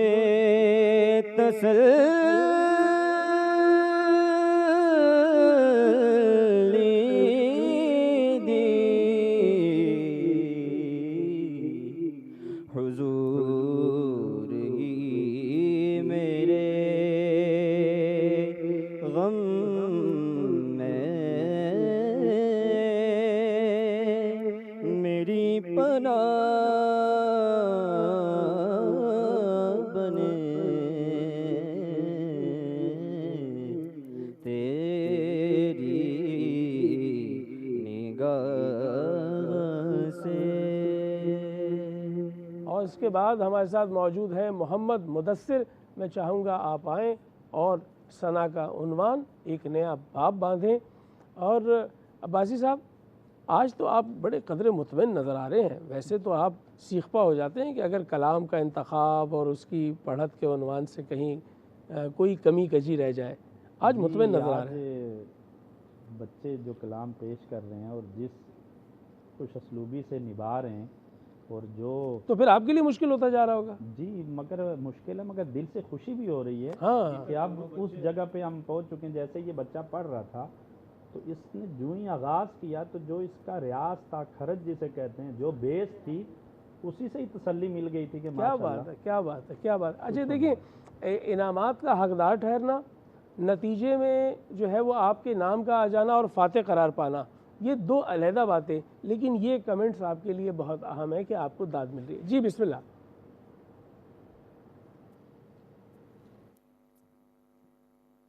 बिगड़े हुए बनते हैं हर बात मदीने में,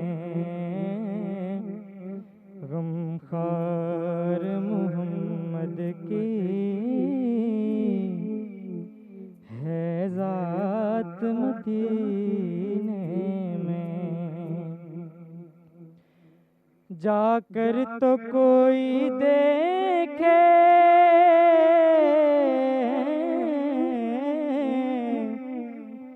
हालात मदीने में, जाकर तो कोई देखे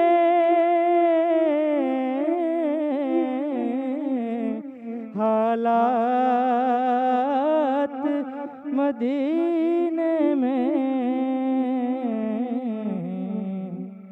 रहमत की बरसती है बरसात मदीने में, बिगड़ी हुई बनती है हर बात मदीने में। जज़ाकल्लाह, आप सलामत रहें। मुझे तो ये लज्जत मिल रही है कि ऐसी सना सुनने का मौका मिल रहा है कि रूह तक उसका असर जा रहा है। मैं आपको बयान नहीं कर सकता, मैं मुंसिफीन से ये बात कह रहा हूँ, बयान नहीं कर सकता। मुझे लुत्फ़ आ रहा है, मुझे मज़ा आ रहा है। बच्चे बहुत अच्छा पढ़ रहे हैं और माशाल्लाह अभी तक 3 बच्चे पढ़ के गए हैं, बहुत संभल कर, और इंतखाब कलाम बहुत अच्छा है। वाह वाह वाह। मुकाबला भी अभी तक बड़ा टफ जा जी, रहा है। ये भी देख लीजिए। अब आप मेहरबानी कीजिएगा, इसको जाने मत दीजिएगा जहाँ ये जा रहा है ना टफ हो गए, इसे रोक लीजिएगा। तो मोहम्मद रियान चिश्ती हमारे साथ मौजूद है। आइए जी, आप कुछ कह रहे थे। आपके पास आएंगे, तीनों पेपर आप देखिएगा, उसको इंशाल्लाह टोटल कर लीजिएगा। जी जी जी, बिल्कुल बिल्कुल जी, बिस्मिल्लाह। उसे खाक के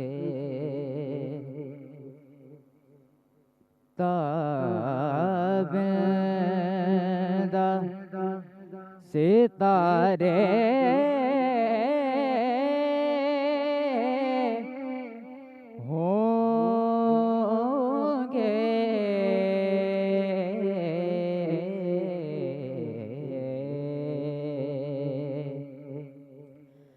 जिस जगह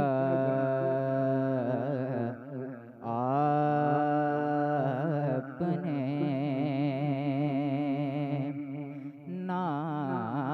नालैन उतारे होंगे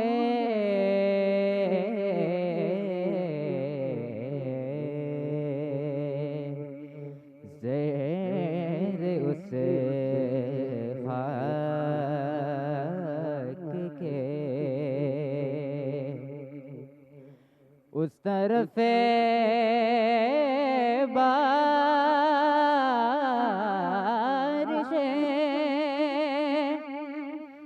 अनवार मुसलसल होंगे उस तरफ बारिशें अनवार मुसलसल होंगे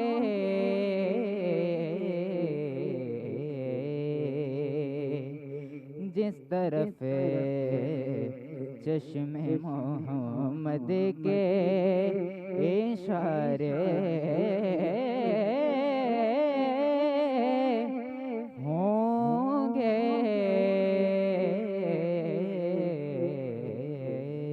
माशाअल्लाह, जज़ाकल्लाह,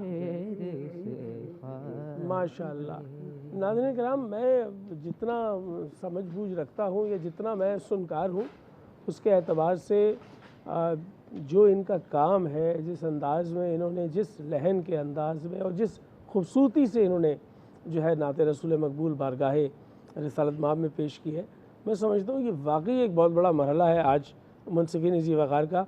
तो मैं चाहूँगा जी अलमास कुछ कह रही हैं। मैं ये कुछ कहना चाह रही थी कि माशाल्लाह आप लोगों को अल्लाह नज़र बद से बचाए और आप लोगों को और तरक्की अता फरमाए। बहुत ही प्यारे कलाम बच्चों ने पेश किए, स्पेशली सिलेक्शन, और इसको लिखने वाले जो इसके शायर हैं, अल्लाह ताला उनको भी इसकी जज़ा अता फरमाए। क्या खूबसूरत शायरी लिखी है कि इसको पढ़ते हुए जब हम सुनते हैं और फिर हमारे कानों से इन्हीं कलामों में से जो कलाम आपके दिल से बहुत करीब है उसकी एक अस्थाई एक अंतरा। पढ़िए आप। चलिए मैं बिल्कुल पेश कर रही हूँ। और अभी इस वक्त शायद मेरे वालिद मोहतरम भी प्रोग्राम देख रहे होंगे, तो स्पेशली अब्बू सुनिए ये वाला कलाम जो आपको बहुत पसंद है, आप लोग भी सुनिए। जी बिस्मिल्लाह। कि हम मदीने से अल्लाह का क्यों आ गए, क़ल्बे गैरा की तस्की वही रह गई, और दिल वही रह गया, जा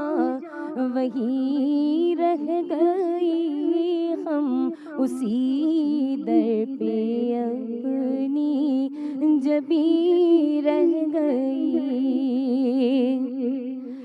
याद आते हैं हमको वो शामो सहर,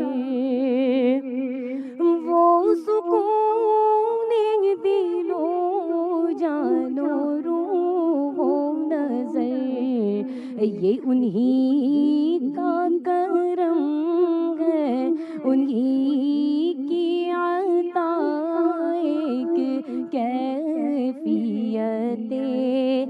दिल नशी रह गई, दिल वही रह गया, जा वही रह गई, हम उसी दर पे अपनी जबी रह गई। वो कहते हैं असातिज़ा कि इतना मीठा अंदाज अपनाया जाए जैसा मीठा मदीना है, जैसा मीठा मोहम्मद मुस्तफ़ा सल्लल्लाहु अलैहि वसल्लम का नाम है।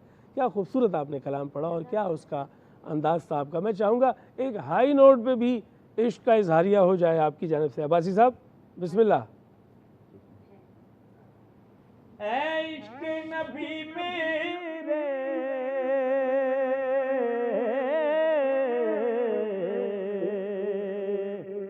दिल में भी समा जाना, दिल में भी समा जाना, मुझको भी मोहम्मद का दीवाना बना जाना, मुझको भी मोहम्मद का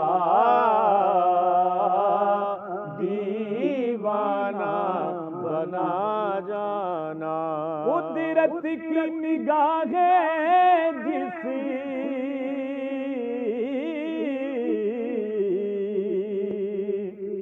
चेहरे को तकती थी, जिस चेहरे को तकती थी, उस चेहराए अनवर का दीदार करा जाना, मुझको भी मोहम्मद माशाल्लाह माशाल्लाह। दीवाना ये दिखाई बना जाना। क्या बात है। ये मैं पेपर आपकी जानिब भेज रहा हूँ, मैं खुद कंफ्यूज हो गया हूँ। ये आपने एक नंबर दिया है जो मुझे समझ में नहीं आ रहा। ये जिस किसी का भी है बस आप नंबर बता दीजिएगा मुझे, ये दीजिएगा ज़रा जल्दी जी। वसीम भाई ये नंबर बता दीजिएगा, सिर्फ एक नंबर बता दीजिए, नंबर बता दीजिए। ये जो मैंने दायरा बनाया नंबर क्या है मुझे सिर्फ ज़बानी बता दे। 7 कितना 7 है। ठीक है जी, आ जाए जी, तमाम सना खां सामने आ जाए, तमाम सना खां सामने आ जाए। वक्त बहुत कम है, वक्त बहुत कम है, शाबाश जल्दी से। और मैं ये कहते हुए कोई आर महसूस नहीं कर रहा कि मुकाबला वाकई बहुत सख्त था और जजेस की जानिब से दिए जाने वाले नंबर जो है वो एक जगह पे आके टाई हो गए हैं। और आज के मुकाबले में मोहम्मद रेयान चिश्ती ने जो है वो तीसरी पोजीशन हासिल की है, रेयान चिश्ती ने। और जो दूसरी पोजीशन है वो ओवैस नबी की है। और मोहम्मद हमज़ा कादरी और मोहम्मद मुदस्सिर आप दोनों फातेह करार पाए हैं, यानी हमज़ा कादरी और मोहम्मद मुदस्सिर आपके माबैन कल दोबारा मुकाबला होगा और आप में से एक जो है वो अगले मरहले में जाएगा। आपके लिए बहुत सारी दुआएं, तमाम मुनसिफीन का बहुत शुक्रिया। आखिर में कलाम होगा, आपसे इजाज़त चाहते हैं और इंशाअल्लाह कल मरहबा शहर में मुलाकात होगी जी। चलो दयारे नबी की जानिब चलो दयारे नबी की जानिब दुरूद लब पर सजा सजा कर बाहर लूटेंगे हम करम की बाहर लूटेंगे हम करम रमज़ान मरहबा रमज़ान मरहबा। कार में मरहबा नाज़रीन, मैं आपका मेज़बान आपके हमरा और आज यौमुल क़ुद्स के उन्वान से गुफ्तगू हो रही है। नौजवानों तक ये पैगाम पहुँचा साबिर अबू मरियम के ज़रिए से कि क्या अहमियत है इस दिन की और इसकी तारीख़ी हैसियत क्या है। फिर काजी अहमद बुरहानी साहब ने बड़ा वाज़े तौर पर इस पर रोशनी डाली कि इस मकाम की जो बैतुल मक़दस है उसकी शौर अल्लाह के हवाले से और दीगर उन्वानात से कितनी अहमियत है दीन मुबीन के उन्वान से और हमारी तारीख़ के एतबार से। डॉक्टर जाहिद अली जाहिदी मौजूद हैं और उन्होंने आगे क्या हिकमत अमली होनी चाहिए और वो पूरा सिनारियो उस पर एक निगाह डाली। मैं चाहूँगा साबिर अबू मरियम साहब आपकी इस बात को कंटिन्यू करते हुए मैं काजी साहब आपके पास आऊँ। हिकमत अमली क्या होनी चाहिए, ये तो दोनों हजरात की जानिब से कुछ जो है निगारशात आ गई। मैं आपकी जानिब से ये चाहता हूँ कि आप ये बयान फरमाएँ कि इस वक्त बहसीत पाकिस्तानी हम उम्मा का हिस्सा है, मजमूई उम्मा की ज़िम्मेदारी क्या है और आईने पाकिस्तान के मातहत रहते हुए पाकिस्तानी की ज़िम्मेदारी क्या है। आईने पाकिस्तान के मातहत रहते हुए बहैसियत पाकिस्तानी जो हमारी ज़िम्मेदारी है वो ये है, जब बानी पाकिस्तान कायद आज़म मोहम्मद अली जिन्ना ने और मुसव्विर पाकिस्तान अल्लामा मोहम्मद इकबाल ने इसराइल के वजूद को तस्लीम न किया और ये कहा कि ये मुसलमानों के ख़िलाफ़ एक साजिश है और ये एक जुल्म है, एक जबर है, तो जिस तरह के हमारे पासपोर्ट पे बात लिखी हुई है कि हम दुनिया में किसी मुल्क का सफ़र कर सकते हैं इस पासपोर्ट पर सिवाय इसराइल के, तो इसराइल के ख़िलाफ़ हमारी ये वाज़ेह पॉलिसी जारी रहनी चाहिए। वो तमाम अनासिर जो गाहे बगाहे मुख्तलिफ हीलों और बहानों से कि मईशत बेहतर हो जाएगी और आलमी सतह पर पसीराई मिलेगी और फ़लाँ होगा और फ़लाँ होगा, उन तमाम अफराद के प्रोपेगेंडे का रद्द होना चाहिए। फिर पाकिस्तानी होने के नाते अपनी ज़िम्मेदारी पूरी करने के बाद हमें मुस्लिम उम्मा की क़यादत का हक़ अदा करना चाहिए। जिस तरह 1974 में पाकिस्तान में इस्लामी सरबराह कॉन्फ्रेंस मुनक़िद हुई और उस वक्त भी यासिर अराफात चूँकि उस वक्त एक वाज़ेह नाम था, जी जी बिल्कुल, इसलिए किसी मुल्क का सरबराह न होने के बावजूद उनको बुलाया गया था। जी उस वक्त फ़लस्तीनी अथॉरिटी के वो सरबराह भी नहीं थे, लेकिन चूँकि वो अल-फतह के एक अहम रुकन थे इसलिए उनको बुलाया गया था। तो पाकिस्तान आगे बढ़े, एक तमाम दुनिया के सरबराहान ममलिकत को जो इस्लामी ममालिक हैं बुलाया जाए और अहम तरीन मसाइल में से कश्मीर पर फ़लस्तीन पे बात की जाए और कोई मुश्तरका लाएमल तैयार किया जाए। जब तक मुस्लिम सरबराह आगे बढ़कर कोई फ़ैसला नहीं करेंगे तो इस तरह मज़ीद ख़राबियाँ पैदा होंगी। इसलिए कि फ़लस्तीनी बड़ी उम्मीद से देखते हैं दीगर अक़वाम की तरफ, दीगर ममालिक की तरफ कि हमारे भाई हमारे लिए क्या कर रहे हैं। उनके हौसले पस्त ना हों, इंशाअल्लाह पस्त नहीं होंगे। वो तो अपनी जंग लड़ रहे हैं और जिस तरह उन्होंने इस ज़माने में एक मिसाल कायम कर दी कि वो पत्थर और गुलेल से लेके आज असले तक पहुँचे हैं, तो उनके हौसले पस्त होने वाले नहीं हैं। उन्होंने 3 नस्लें कुर्बान कर दी हैं अपने और वो कुर्बानी से डरने वाले नहीं हैं। लेकिन ये ज़िम्मेदारी सबसे पहले सरबराहान मुमलिकत की और उसके बाद अक़वाम आलम की कि वो खड़े हो। आपका नुक्ता आया ना कि सरबराहान मुमलिकत की, तो मैं इस उन्वान से वो दानिश भाई जो मेरे कान में मुसलसल बात करते हैं और इस शो को प्रोड्यूस करते हैं, वो जब कोई बात मैं उनको बताऊं और वो सही तरह वाज़े ना हो और दोबारा मैं बताऊं तो वो आगे से कहते हैं OIC, यानी उनको समझ में आ गया। तो ये OIC क्या कर रहा है जाहिदी साहब, मैं आपसे जानना चाहूँगा। ये इशारा तो उसी जानिब जा रहा है कि अगर इस्लामी ममालिक के सरबराहान की जानिब से कोई इंदिया बनना चाहिए, कोई एक वाज़ेह बयान बनना चाहिए, तो वो जिम्मेदारी तो वहाँ है। तो OIC के स्ट्रक्चर को आप किस निगाह से देखते हैं? OIC का रोल तो गुज़िश्ता अगर आप कम से कम 15 साल में देखें तो आपको उम्मत मुस्लिमा के जी, अहम इशूज़, बल्कि मैं ज़ाहिर साहब यहाँ चाहूँगा कि आपकी जानिब से हैंड कॉर्डलेस आ जाए ज़ाहिदी साहब के पास। और ये बात बहुत अहम है, जैसे आपने काजी साहब कहा कि वो सरबराहान मुमलिकत, तो मैं चाहूँगा OIC का किरदार, क्योंकि ज़ाहिर सी बात है वो बहुत अहम है, क्या कहेंगे उसके हवाले से? वही अर्ज़ कर रहा था कि OIC का किरदार फ़लस्तीन से हट कर भी अगर आप देखें तो गुज़िश्ता 10-15 सालों में आपको आलम इस्लाम के जो अहम मसाइल हैं उनमें सिफर नज़र आए। उसकी वजह ये है कि OIC के ऊपर कुछ ममालिक के अफराद हैं, बाद हमारे दोस्त ममालिक हैं पाकिस्तान के, और वो उसको अपने अच्छा डॉक्टर साहब, आपके पास से शायद कोई तकनीकी मसला आ रहा है आवाज़ का, जिसकी वजह से दूसरा माइक ये ले लीजिएगा। आज हम आपको सारे माइक्स जो है ना दे देंगे हमारे सेट के सारे माइक्स आपके हैं जी। बिस्मिल्लाह जी डॉक्टर साहब। तो मैं ये अर्ज़ कर रहा था कि गुज़िश्ता 10-15 सालों में फ़लस्तीन के मसले के अलावा भी जो आलम इस्लाम को मसाइल आते रहे हैं, मुस्लिम ममालिक के दरमियान जो कॉन्फ्लिक्ट आपस की आती रही है, तो उसमें भी OIC का रोल जो है बड़ा होपलेस सा रोल नज़र आएगा आपको। और उसकी वजह ये है कि होपलेस लफ्ज़ काफ़ी है, मतलब ये कि एक लाइव प्रोग्राम में मुनासिब लफ्ज़ है मेरा ख्याल है। ठीक है, बात मुकम्मल हो गई जी, आपकी पॉलिसी के लिए भी। तो क्योंकि बिरादर इस्लामी ममालिक के मसाइल हैं, हमें आपस में बड़ा एहतराम का ख्याल रखना चाहिए।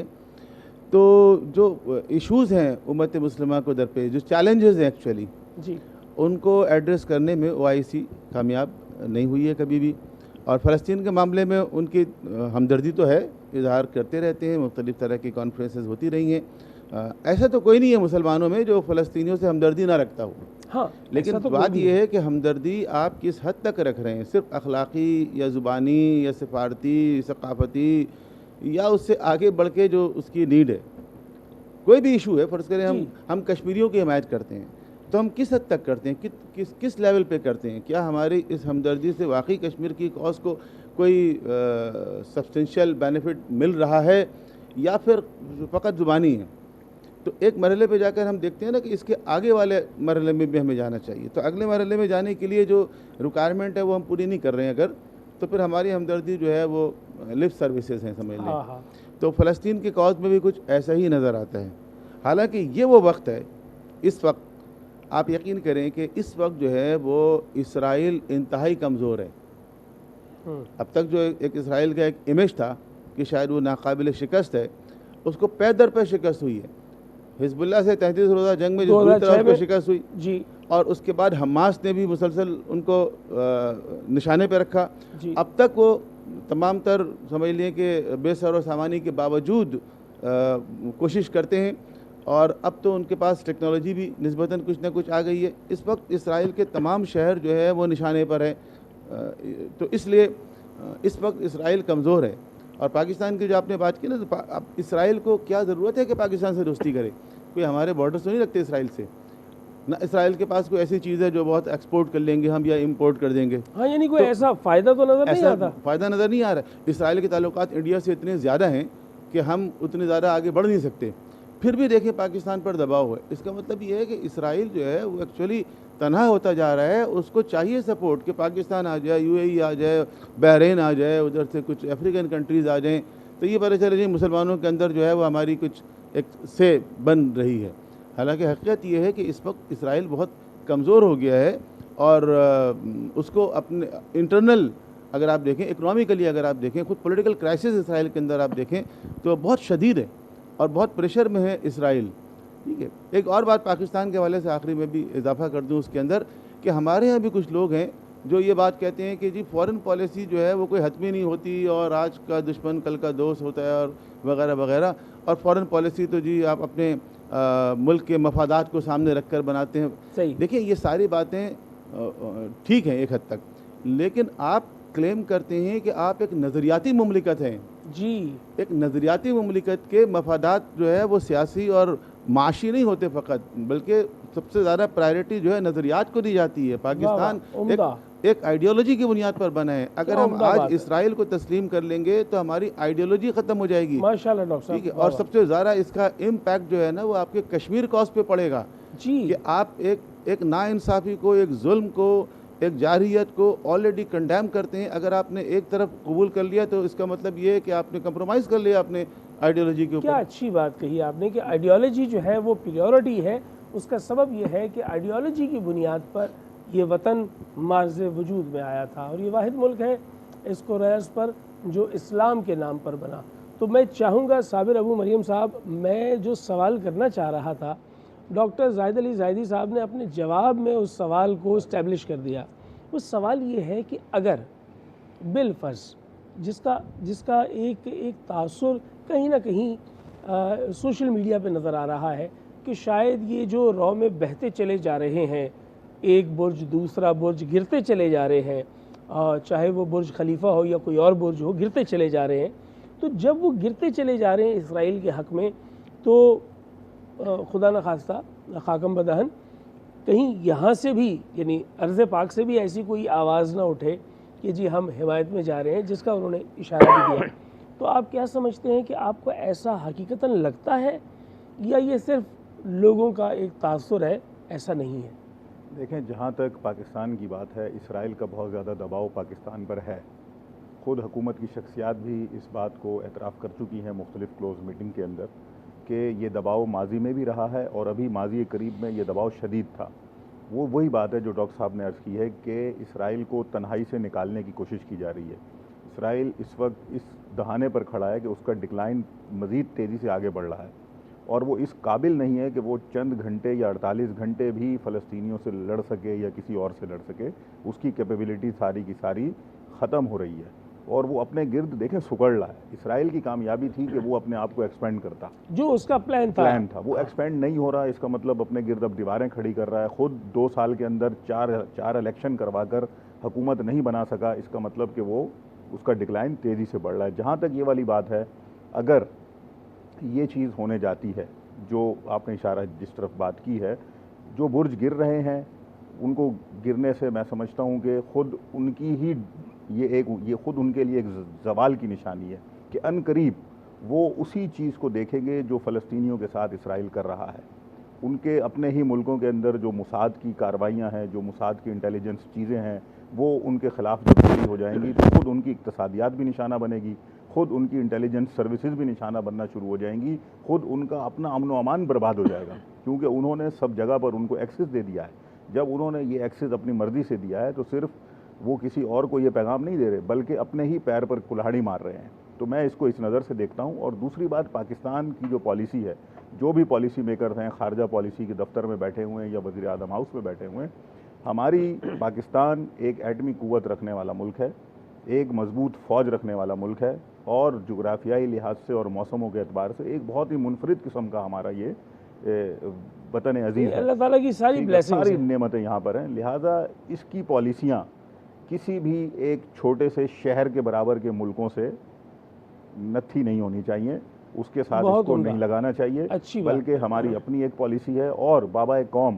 कायद आज़म मोहम्मद अली जिन्ना रहमतुल्लाह अलैह के जो वज़ा करदा उसूल हैं खारजा पॉलिसी के, वही इसका नज़रिया है, वही इसकी बुनियाद है। अच्छी बात है। यानी मैं आपकी बात को अगर बढ़ाऊँ तो मैं इस तरह कहूँगा, आप उसकी तायद भी कर दीजिएगा अगर वो बात वैसे ही दुरुस्त पे कहूँ, कि पाकिस्तान के तीसरे या चौथे नंबर के बड़े शहर से छोटे ममालिक जो पॉलिसी वज़ा करते हैं, पाकिस्तान उस पॉलिसी से मुशाबे पॉलिसी नहीं दे सकता, क्योंकि इसकी अपनी एक जोग्राफियाई और फिर अपनी एक हैसियत है, नज़रिया है जी हाँ, जिसका डॉक्टर ज़ाहिदी साहब ने कहा।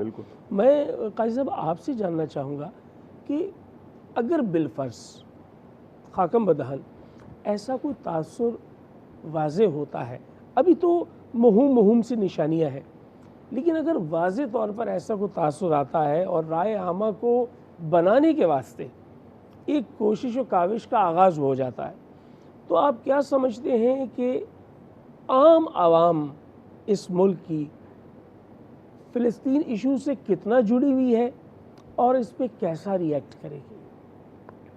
आपने देखा कि जब गज़ा पर हमला हुआ जी, तो शायद दुनिया में सबसे मौसर रैलियाँ पाकिस्तान में निकाली गई। बिलाशुबा। इसी तरह जब वहाँ कोई हादसा पेश आता है तो पाकिस्तान में फ़ौरन इस तरह की लहर दौड़ जाती है। जी, अगर उनको सुकून मिलता है तो पाकिस्तान के अंदर खुशी की लहर दौड़ जाती है। बिल्कुल। तो इस तमाम शवाहिद इस बात के बिल्कुल अक्कास हैं कि हरगिज़ ऐसा नहीं हो सकता कि पाकिस्तान कभी इसराइल को तस्लीम करने की गलती भी करे। ठीक। बिलफर्ज महाल किसी हाकिम ने इस बुनियाद पर डायलॉग करने की बात भी की तो पाकिस्तान के अवाम उसे बतौर हाकिम के तस्लीम नहीं करेंगे। ठीक। बिल्कुल नहीं करेंगे। पाकिस्तान के अवाम का शऊर बुलंद है। पाकिस्तान में फ़लस्तीन के शऊर से वाबस्ता जो अफराद हैं, फ़लस्तीन फाउंडेशन है, दीगर तहरीकें हैं। आपको मालूम है कि पाकिस्तान में जो अल अक्सा फाउंडेशन जो दुनिया भर में बड़ी मुतहर्रिक थी फ़लस्तीन के लिए, अल्लामा शाह अहमद दुरानी सिद्दीक़ अलैहिर्रहमा, काजी हुसैन अहमद और दीगर लोग उसके बाकायदा रुकन थे और मुख्तलिफ़ फ़लस्तीन के जो वाबस्ता इदारे हैं उनके लोग पाकिस्तान आते रहे हैं, मुख्तलिफ़ फॉर्म पर बातचीत होती रही है। अब भी पाकिस्तान के बाद अहम सियासी और मजहबी रहनुमा इदारों से वाबस्ता हैं। तो पाकिस्तान में हरगिज़ ऐसा नहीं होगा और ये खाम ख्याली है। हाँ, दबाव में आने की बातें होती हैं, बाज़ लोगों को लालच दी जाती है, हम भी जो मुख्तलिफ़ फॉर्म पे जाते हैं सवालात होते हैं, लेकिन ऐसा हो कभी भी नहीं पाएगा।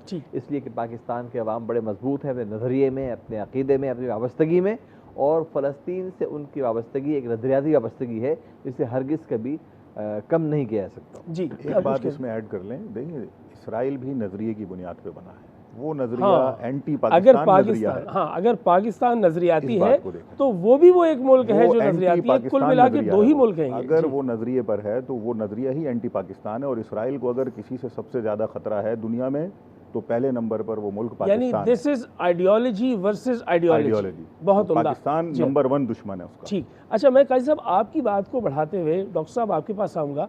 आपने कहा कि शाह अहमद नूरानी रिज़वानुल्लाह अलैहिम उनकी जानिब से जो एक कोशिश व काविश रही कि वो भी उसमें शरीक हो गए। आपने काजी हुसैन अहमद साहब मरहूम मग़फ़ूर का जिक्र किया, वो भी उसमें शामिल हो गए।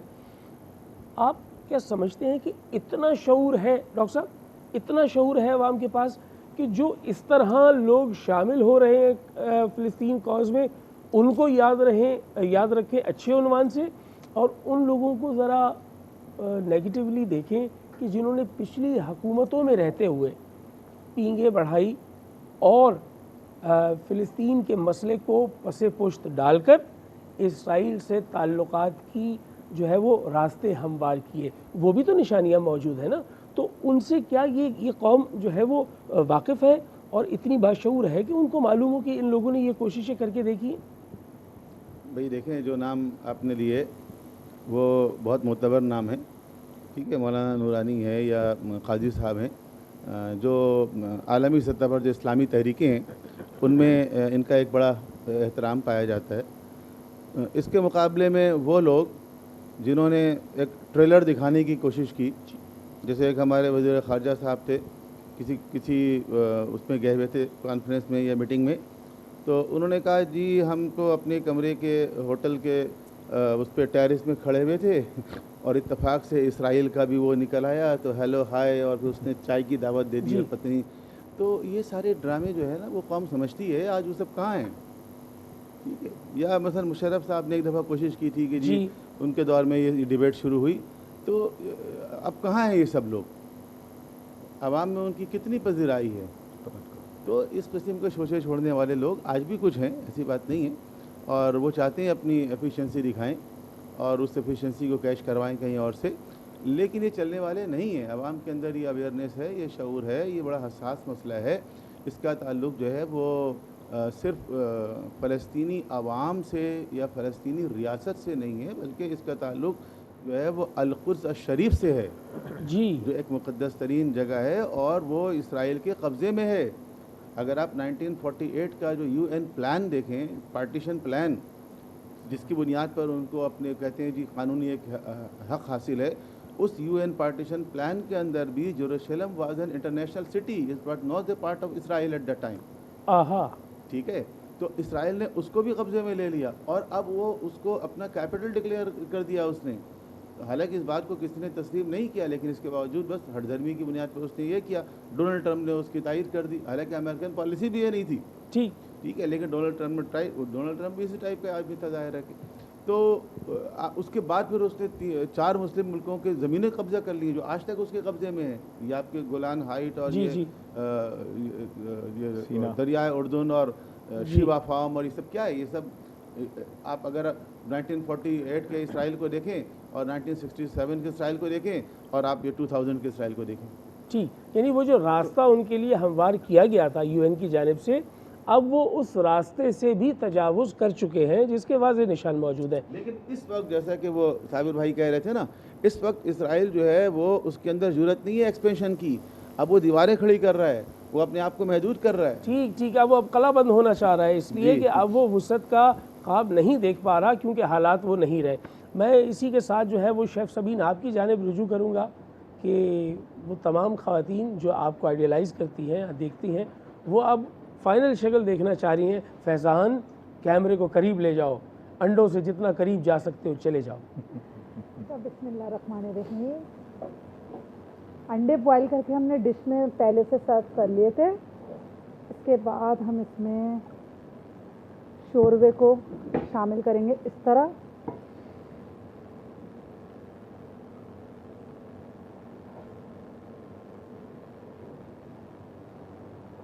यानी अंडे पहले से मौजूद थे जी, उन पर ये जो है वो जुल्म हुआ कि उन पे गरम गरम शोरबा डाला गया। जी बिल्कुल। अच्छा, आखिर में हम इसको पिसा हुआ धनिया इसमें शामिल करेंगे ऊपर से।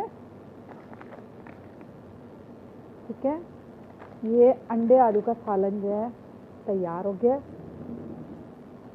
और इसके साथ मैंगो टैंक है।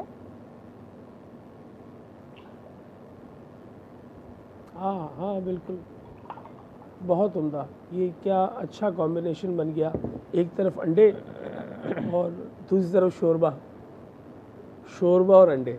वाह। अच्छा, ज़रूरी नहीं है कि आप अफ्तार में ही टैंक इस्तेमाल करें, आप चाहें तो उसको सहर में भी इस्तेमाल कर सकते हैं, क्योंकि ये ठंडा होता है, विटामिन इसमें डी शामिल होता है, बहुत ही हेल्दी होता है, तो आप इसको सहर में भी इस्तेमाल कर सकते हैं। बहुत उम्दा, बहुत खूबसूरत इसका जो है वो मुंह दिखाई का हवाला है। अब देखते हैं कि इसका जायका जो है वो हलक में उतरने के बाद कैसा लगता है। थैंक यू वेरी मच, बहुत बहुत शुक्रिया। आप हमेशा की तरह अच्छी रेसिपीज़ बनाती हैं।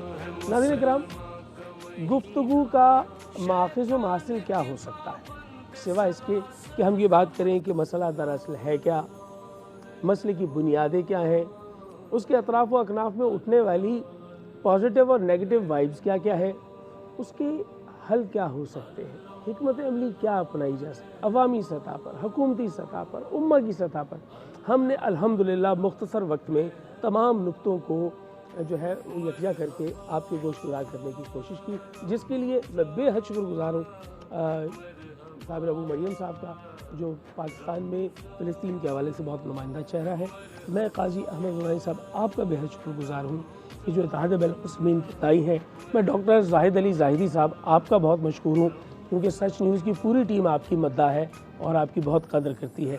मैं आप तीनों हज़रात का शुक्रिया अदा करता हूँ, लेकिन ये ज़रूर कहता हूँ कि पाकिस्तान की मिसाइल रेंज ये बतला रही है कि उसके हदफ कहाँ कहाँ तक हो सकते हैं, और साथ ही साथ ये भी बता रही है कि उसके आगे अहदाफ कहाँ कहाँ तक बन सकते हैं, क्योंकि ये एक पॉलिसी का मैसेज होता है। जब आप अहदाफ तय करते हैं कि आपकी मिसाइल की ये अहदाफ है जो वॉर हेड ले जाने के काबिल हो, और फिर उसके बाद आपके वो जंगी तैयारे जो कॉन्टिनेंट टू कॉन्टिनेंट सफ़र कर सकते हैं, वो भी इस बात की गम्माज़ी करते हैं कि आपके पास इख्तियार है कि आप किसी बात का जवाब दे सकें। अलमास हमारे साथ हैं और कलाम भी शामिल होंगे। मुख्तसर सा वक्फा, हमारे साथ रहिए।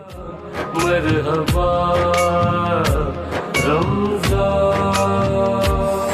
रमज़ान है अल्लाह से गुर्बत का महीना, बरकत का सखा रहमान, अल्लाह अल्लाह रहमान, अल्लाह अल्लाह। मरहबा सहर में मरहबा नाजरीन, मैं आपका मेज़बान आगा शिराजी और आज मरहला आ चुका कौन बनेगा सच की आवाज़ मुकाबला हुस्न नात, जिसमें सना खां अपने गले से खनकती हुई वो आवाज़ जो मिदहत मोहम्मद मुस्तफ़ा सल्लल्लाहु अलैहि वसल्लम का इजहारिया देगी और यहाँ पर होंगे मुनसिफ़ीन ज़ी वक़ार। मैं सबसे पहले मुनसिफ़ीन ज़ी वक़ार में पहला तारुफ़ करवाऊँ, अज़ीज़ुद्दीन खाकी साहब हमारे साथ मौजूद हैं। रोज़े अव्वल से इस इंतहाई मुक़द्दस व मोतबर खिदमत को अंजाम देने के लिए सच न्यूज़ के साथ बड़ी बहुत नवाज़िश, बहुत शुक्रिया। वसीम अब्बासी साहब हमारे दूसरे मुनसिफ़ हैं, हमारे साथ मौजूद हैं, लेकिन ये कहीं पर भी दूसरे नहीं है, ये हमेशा अव्वल है, इसलिए कि इन्होंने अपनी ज़िंदगी में अव्वल रखा हुआ है मिदहत मोहम्मद मुस्तफ़ा को।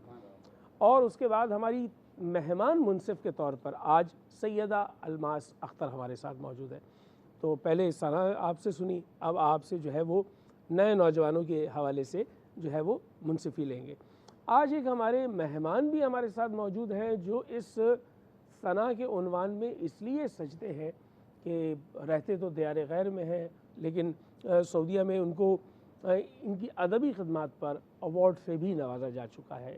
हमारे साथ मौजूद है शहाब इक़्तिदार, आपका बहुत शुक्रिया, आप नातगो शायर हैं और ये जो मिदहत का उन्वान है या जो ये आप समझ लें इश्क़ रसूल का इजहारिया है, ये वस्फ़ अता हो जाना भी रब ताला की तरफ से एक अता है कि जी आपको ये अता हो जाए। बिल्कुल। मैं चाहूँगा सबसे पहले आपसे कुछ कलाम सुना जाए। चूँकि आपने मरहबा से स्टार्ट किया, प्रोग्राम का नाम भी मरहबा सहर है, तो चंद अशार मरहबा के हवाले से।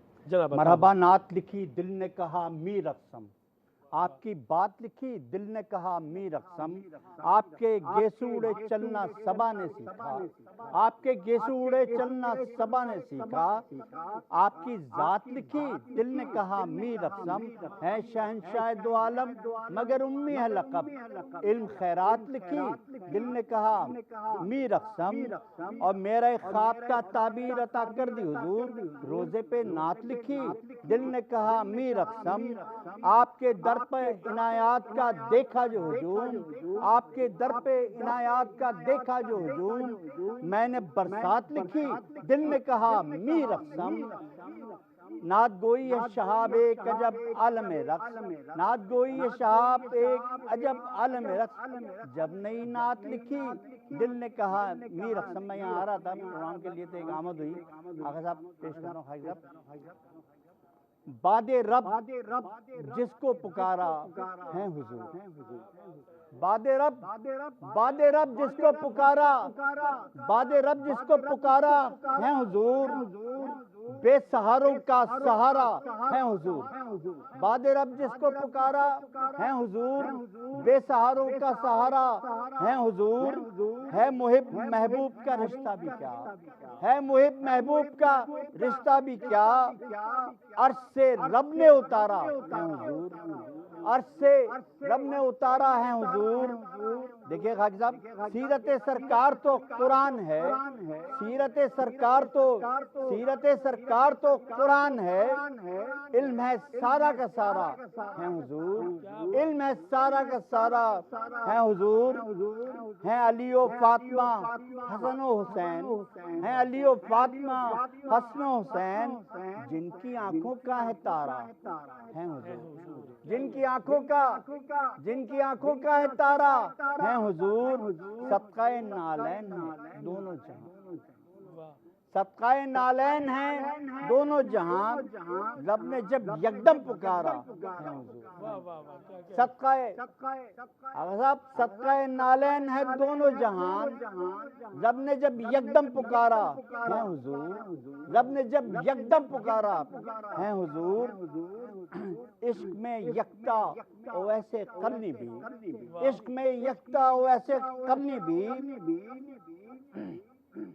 जिनकी चाहत का इशारा है हुजूर, इश्क में यकता वैसे करनी भी, जिनकी चाहत का इशारा है हुजूर, जिनकी चाहत का इशारा है हुजूर, क्या बिलाले हबशियो हसान है, क्या बिलाले हबशियो हसान है, बख्शा मिंबर का सहारा है हुजूर। क्या बिलालो हबशियो हसान हैं, बख्शा मिंबर का सहारा है हुजूर। और ख्वाब में आते हैं जब, अजीब वाक़या है, ख्वाब में आते हैं जब आका मेरे, ख्वाब में आते हैं जब आका मेरे, जब से घर रोशन हमारा, जब से घर रोशन हमारा है हुजूर। और एक अता ने नात गो कहलाया है, एक अता से नात गो कहलाया मैं, एक अता से नात गो कहलाया मैं, नात गोई का मिनारा है हुजूर। एक अता से साहब, एक अता से नात गो कहलाया मैं, नात गोई का मिनारा है हुजूर, नात गोई का मिनारा है हुजूर। और इज़्न आका है शहाब। यहाँ पर कराची में और उसके मज़ाफ़ात में अज़ान फ़ज्र का वक्त हुआ चाहता है। आप रोज़ा इख्तियार कीजिए और हम भी रोज़ा इख्तियार करते हैं एक मुख्तसर सा वक्फ़ा। मरहबा